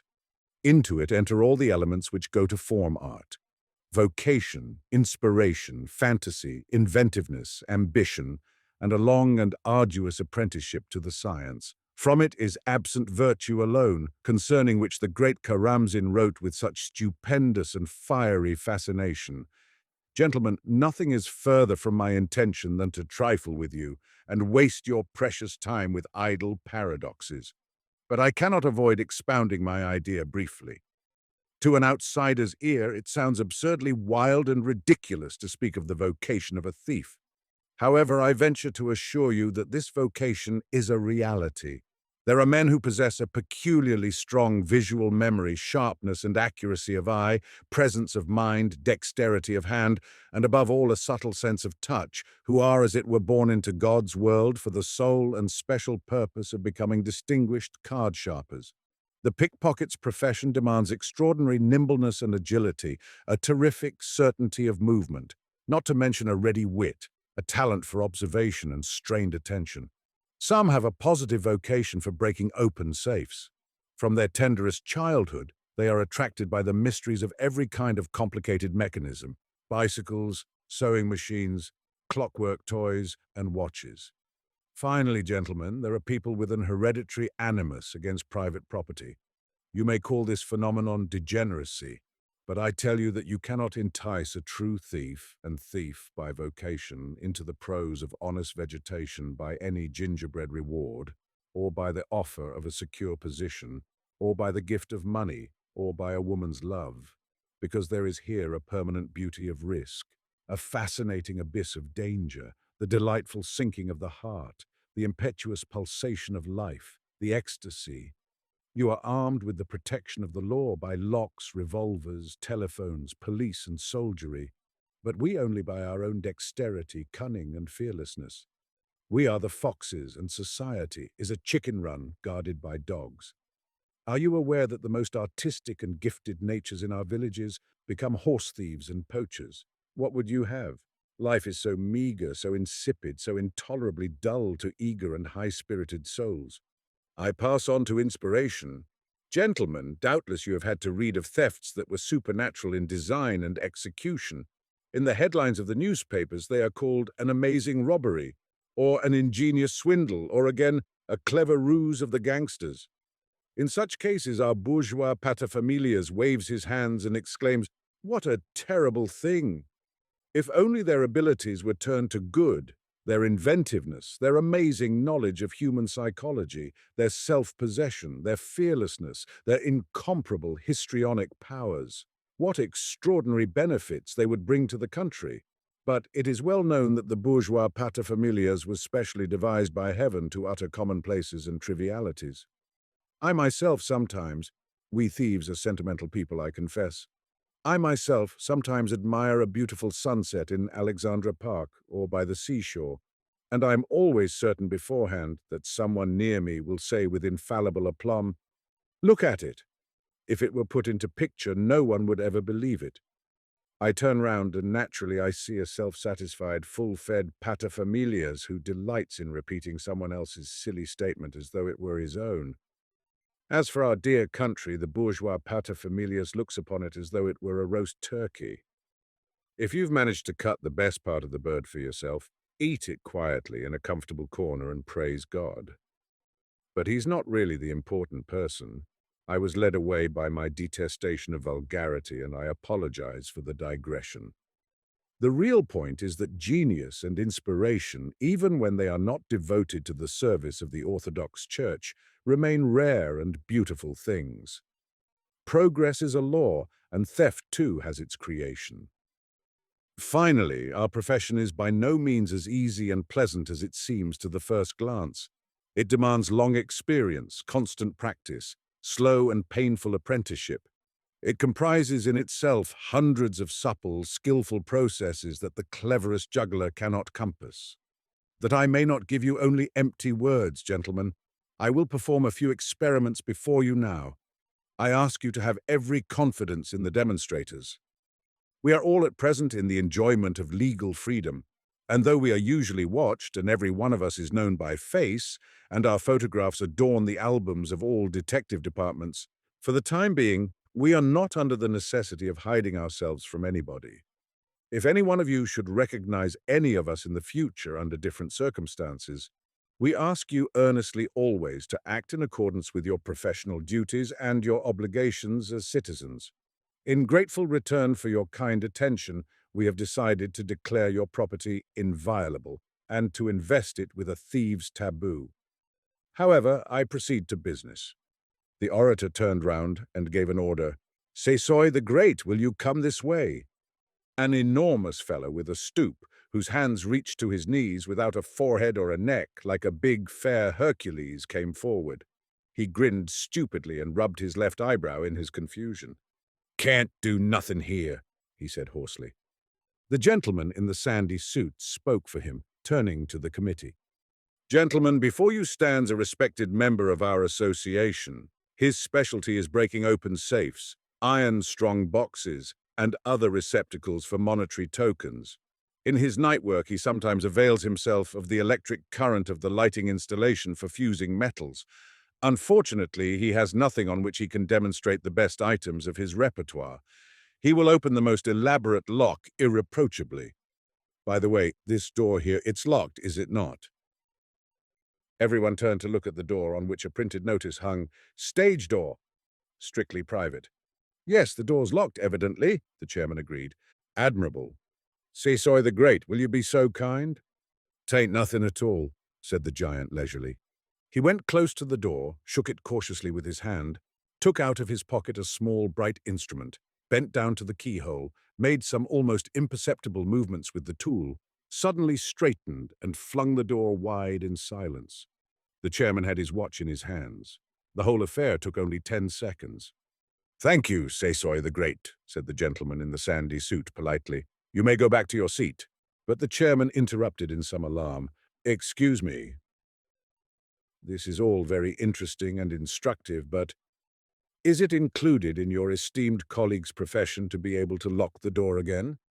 "Ah, mille pardons." The gentleman bowed hurriedly. "It slipped my mind. Sesoy the Great, would you oblige?" The door was locked with the same adroitness and the same silence. The esteemed colleague waddled back to his friends, grinning. "Now I will have the honor to show you the skill of one of our comrades who is in the line of picking pockets in theaters and railway stations," continued the orator. "He is still very young, but you may to some extent judge from the delicacy of his present work of the heights he will attain by diligence. Yasha, a swarthy youth in a blue silk blouse and long glacé boots, like a gypsy, came forward with a swagger, fingering the tassels of his belt and merrily screwing up his big, impudent black eyes with yellow whites. "Gentlemen," said the gentleman in the sandy suit persuasively, "I must ask if one of you would be kind enough to submit himself to a little experiment. I assure you this will be an exhibition only, just a game." He looked round over the seated company. The short, plump Karate, black as a beetle, came forward from his table. "At your service," he said amusedly. "Yasha." The orator signed with his head. Yasha came close to the solicitor. On his left arm, which was bent, hung a bright-colored figured scarf. "Suppose you're in church or at the bar in one of the halls. Or watching a circus," he began in a sugary, fluent voice. "I see straight off. There's a toff. Excuse me, sir. Suppose you're the toff. There's no offense, just means a rich gent, decent enough, but don't know his way about. First, what's he likely to have about him? All sorts. Mostly a ticker and a chain. Whereabouts does he keep 'em? Somewhere in his top vest pocket. Here. Others have 'em in the bottom pocket. Just here.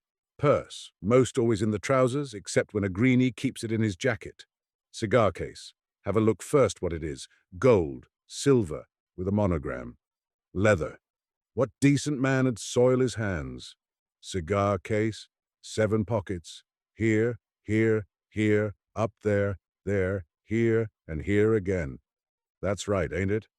That's how you go to work. As he spoke, the young man smiled. His eyes shone straight into the barrister's.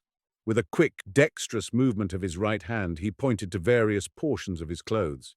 Then again, you might see a pin here in the tie. However, we do not appropriate. Such gents nowadays, they hardly ever wear a real stone. Then I comes up to him. I begin straight off to talk to him like a gent. Sir, would you be so kind as to give me a light from your cigarette? Or something of the sort. At any rate, I enter into conversation. What's next? I look him straight in the peepers, just like this. Only 2 of me fingers are at it. Just this and this. Yasha lifted 2 fingers of his right hand on a level with the solicitor's face, the forefinger and the middle finger, and moved them about. Do you see? With these 2 fingers I run over the whole piano. Nothing wonderful in it. 1, 2, 3. Ready. Any man who wasn't stupid could learn easily. That's all it is. Most ordinary business. I thank you. The pickpocket swung on his heel as if to return to his seat. Yasha! The gentleman in the sandy suit said with meaning weight. Yasha! He repeated sternly. Yasha stopped. His back was turned to the barrister, but he evidently gave his representative an imploring look, because the latter frowned and shook his head. Yasha! He said for the 3rd time in a threatening tone. Huh! The young thief grunted in vexation and turned to face the solicitor. Where's your little watch, sir? He said in a piping voice. Oh! The karate brought himself up sharp. You see, now you say, oh, Yasha continued reproachfully. All the while you were admiring me right hand, I was operating your watch with my left, just with these 2 little fingers under the scarf. That's why we carry a scarf. Since your chain's not worth anything, a present from some mamselle, and the watch is a gold one, I've left you the chain as a keepsake. Take it, he added with a sigh, holding out the watch. But that is clever, the barrister said in confusion. I didn't notice it at all. That's our business, Yasha said with pride. He swaggered back to his comrades. Meantime, the orator took a drink from his glass and continued. Now, gentlemen, our next collaborator will give you an exhibition of some ordinary card tricks, which are worked at fairs, on steamboats and railways. With 3 cards, for instance, an ace, a queen, and a 6, he can quite easily— But perhaps you are tired of these demonstrations, gentlemen? Not at all. It's extremely interesting, the chairman answered affably. I should like to ask one question, that is, if it is not too indiscreet. What is your own specialty? Mine? No, how could it be an indiscretion? I work the big diamond shops, and my other business is banks, answered the orator with a modest smile. Don't think this occupation is easier than others. Enough that I know 4 European languages, German, French, English, and Italian, not to mention Polish, Ukrainian, and Yiddish. But shall I show you some more experiments, Mr. Chairman? The chairman looked at his watch. Unfortunately, the time is too short, he said. Wouldn't it be better to pass on to the substance of your business? Besides, the experiments we have just seen have amply convinced us of the talent of your esteemed associates. Am I not right, Isaac Abramovich? Yes, absolutely, the karate barrister readily confirmed. Admirable, the gentleman in the sandy suit kindly agreed. My dear Count, he turned to a blond, curly-haired man with a face like a billiard maker on a bank holiday. Put your instruments away. They will not be wanted. I have only a few words more to say, gentlemen. Now that you have convinced yourselves that our art, although it does not enjoy the patronage of high-placed individuals, is nevertheless an art, and you have probably come to my opinion that this art is one which demands many personal qualities besides constant labor, danger, and unpleasant misunderstandings. You will also, I hope, believe that it is possible to become attached to its practice and to love and esteem it, however strange that may appear at first sight. Picture to yourselves that a famous poet of talent, whose tales and poems adorn the pages of our best magazines, is suddenly offered the chance of writing verses at a penny a line, signed into the bargain as an advertisement for cigarettes jasmine, or that a slander was spread about one of you distinguished barristers, accusing you of making a business of concocting evidence for divorce cases, or of writing petitions from the cabman to the governor in public houses. Certainly your relatives, friends, and acquaintances wouldn't believe it. But the rumor has already done its poisonous work, and you have to live through minutes of torture. Now picture to yourselves that such a disgraceful and vexatious slander, started by God knows whom, begins to threaten not only your good name and your quiet digestion, but your freedom, your health, and even your life. This is the position of us thieves, now being slandered by the newspapers. I must explain. There is in existence a class of scum, passez-moi le mot, whom we call their mother's darlings. With these we are unfortunately confused. They have neither shame nor conscience, a dissipated riffraff, mother's useless darlings, idle, clumsy drones, shop assistants who commit unskillful thefts. He thinks nothing of living on his mistress, a prostitute like the male mackerel who always swims after the female and lives on her excrements.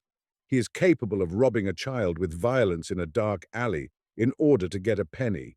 He will kill a man in his sleep and torture an old woman. These men are the pests of our profession. For them, the beauties and the traditions of the art have no existence.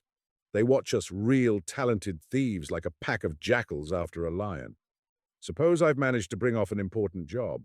We won't mention the fact that I have to leave 2/3 of what I get to the receivers who sell the goods and discount the notes, or the customary subsidies to our incorruptible police. I still have to share out something to each one of these parasites who have got wind of my job by accident, hearsay, or a casual glance. So we call them motients, which means half, a corruption of moitié, original etymology. I pay him only because he knows and may inform against me. And it mostly happens that even when he's got his share, he runs off to the police in order to get another dollar. We, honest thieves. Yes, you may laugh, gentlemen, but I repeat it. We honest thieves detest these reptiles. We have another name for them, a stigma of ignominy. But I dare not utter it here out of respect for the place and for my audience. Oh yes, they would gladly accept an invitation to a pogrom. The thought that we may be confused with them is 100 times more insulting to us even than the accusation of taking part in a pogrom. Gentlemen! While I have been speaking, I have often noticed smiles on your faces. I understand you. Our presence here, our application for your assistance, and above all the unexpectedness of such a phenomenon as a systematic organization of thieves, with delegates who are thieves and a leader of the deputation, also a thief by profession, it is all so original that it must inevitably arouse a smile. But now I will speak from the depth of my heart. Let us be rid of our outward wrappings, gentlemen. Let us speak as men to men. Almost all of us are educated, and all love books. We don't only read the adventures of Rocambole, as the realistic writers say of us. Do you think our hearts did not bleed, and our cheeks did not burn from shame as though we had been slapped in the face all the time that this unfortunate, disgraceful, accursed, cowardly war lasted? Do you really think that our souls do not flame with anger when our country is lashed with Cossack whips and trodden underfoot, shot and spit at by mad, exasperated men? Will you not believe that we thieves meet every step towards the liberation to come with a thrill of ecstasy? We understand, every one of us, perhaps only a little less than you barristers, gentlemen, the real sense of the pogroms. Every time that some dastardly event or some ignominious failure has occurred after executing a martyr in a dark corner of a fortress, or after deceiving public confidence, someone who is hidden and unapproachable gets frightened of the people's anger and diverts its vicious element upon the heads of innocent Jews, whose diabolical mind invents these pogroms, these titanic bloodlettings, these cannibal amusements for the dark, bestial souls. We all see with certain clearness that the last convulsions of the bureaucracy are at hand. Forgive me if I present it imaginatively. There was a people that had a chief temple, wherein dwelt a bloodthirsty deity behind a curtain guarded by priests. Once fearless hands tore the curtain away. Then all the people saw, instead of a god, a huge, shaggy, voracious spider, like a loathsome cuttlefish. They beat it and shoot at it. It is dismembered already, but still in the frenzy of its final agony it stretches over all the ancient temple its disgusting, clawing tentacles. And the priests themselves, under sentence of death, push into the monster's grasp all whom they can seize in their terrified, trembling fingers. Forgive me. What I have said is probably wild and incoherent, but I am somewhat agitated. Forgive me. I continue. We thieves by profession know better than anyone else how these pogroms were organized. We wander everywhere, into public houses, markets, tea shops, doss houses, public places, the harbor. We can swear before God and man and posterity that we have seen how the police organized the massacres without shame and almost without concealment. We know them all by face, in uniform or disguise. They invited many of us to take part, but there was none so vile among us as to give even the outward consent that fear might have extorted. You know, of course, how the various strata of Russian society behave towards the police. It is not even respected by those who avail themselves of its dark services. But we despise and hate it 10 times more, not because many of us have been tortured in the detective departments, which are just chambers of horror, beaten almost to death, beaten with whips of oxhide and of rubber in order to extort a confession or to make us betray a comrade. Yes, we hate them for that too, but we thieves, all of us who have been in prison, have a mad passion for freedom. Therefore we despise our jailers with all the hatred that a human heart can feel. I will speak for myself. I have been tortured 3 times by police detectives till I was half dead. My lungs and liver have been shattered. In the mornings I spit blood until I can breathe no more. But if I were told that I will be spared a 4th flogging only by shaking hands with the chief of the detective police, I would refuse to do it. And then the newspapers say that we took from these hands Judas money, dripping with human blood. No, gentlemen, it is a slander which stabs our very soul and inflicts insufferable pain. Not money, nor threats, nor promises will suffice to make us mercenary murderers of our brethren, nor accomplices with them. Never. No. No. His comrades standing behind him began to murmur. I will say more, the thief continued. Many of us protected the victims during this pogrom. Our friend, called Sesoy the Great, you have just seen him, gentlemen, was then lodging with a Jewish braid-maker on the Vanka. With a poker in his hands, he defended his landlord from a great horde of assassins. It is true, Sesoy the Great is a man of enormous physical strength, and this is well known to many of the inhabitants of the Vanka. But you must agree, gentlemen, that in these moments Sesoy the Great looked straight into the face of death. Our comrade Martin the Miner, this gentleman here, the orator pointed to a pale, bearded man with beautiful eyes who was holding himself in the background, saved an old Jewess, whom he had never seen before, who was being pursued by a crowd of these canaille. They broke his head with a crowbar for his pains, smashed his arm in 2 places, and splintered a rib. He's only just out of hospital. That is the way our most ardent and determined members acted. The others trembled for anger and wept for their own impotence. None of us will forget the horrors of those bloody days and bloody nights lit up by the glare of fires, those sobbing women, those little children's bodies torn to pieces and left lying in the street. But for all that, not one of us thinks that the police and the mob are the real origin of the evil. These tiny, stupid, loathsome vermin are only a senseless fist that is governed by a vile, calculating mind, moved by a diabolical will. Yes, gentlemen, the orator continued, we thieves have nevertheless merited your legal contempt. But when you, noble gentlemen, need the help of clever, brave, obedient men at the barricades, men who will be ready to meet death with a song and a jest on their lips for the most glorious word in the world, freedom, will you cast us off then and order us away because of an inveterate revulsion? Damn it all, the first victim in the French Revolution was a prostitute. She jumped up onto a barricade with her skirt caught elegantly up into her hand and called out, "Which of you soldiers will dare to shoot a woman?" "Yes, by God!" the orator exclaimed aloud and brought down his fist onto the marble tabletop. They killed her, but her action was magnificent, and the beauty of her words immortal. If you should drive us away on the great day, we will turn to you and say, "You spotless cherubim, if human thoughts had the power to wound, kill, and rob man of honor and property, then which of you innocent doves would not deserve the knout and imprisonment for life? Then we will go away from you and build our own gay, sporting, desperate thieves' barricade, and will die with such united songs on our lips that you will envy us, you who are whiter than snow. But I have been once more carried away. Forgive me, I am at the end. You now see, gentlemen, what feelings the newspaper slanders have excited in us. Believe in our sincerity and do what you can to remove the filthy stain which has so unjustly been cast upon us. I have finished." He went away from the table and joined his comrades.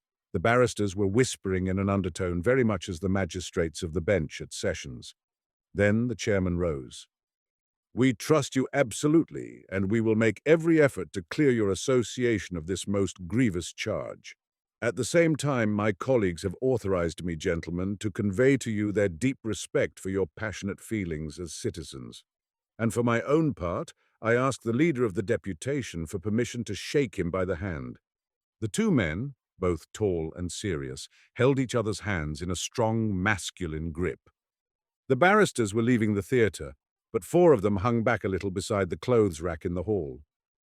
Isaac Abramovich could not find his new smart grey hat anywhere. In its place, on the wooden peg, hung a cloth cap, jauntily flattened in on either side. "Yasha!" The stern voice of the orator was suddenly heard from the other side of the door. "Yasha! It's the last time I'll speak to you, curse you! Do you hear?" The heavy door opened wide. The gentleman in the sandy suit entered. In his hands, he held Isaac Abramovich's hat. On his face was a well-bred smile. "Gentlemen, for heaven's sake forgive us. An odd little misunderstanding." One of our comrades exchanged his hat by accident. "Oh, it is yours. 1,000 pardons. Doorkeeper, why don't you keep an eye on things, my good fellow, eh? Just give me that cap there. Once more I ask you to forgive me, gentlemen." With a pleasant bow and the same well-bred smile, he made his way quickly into the street.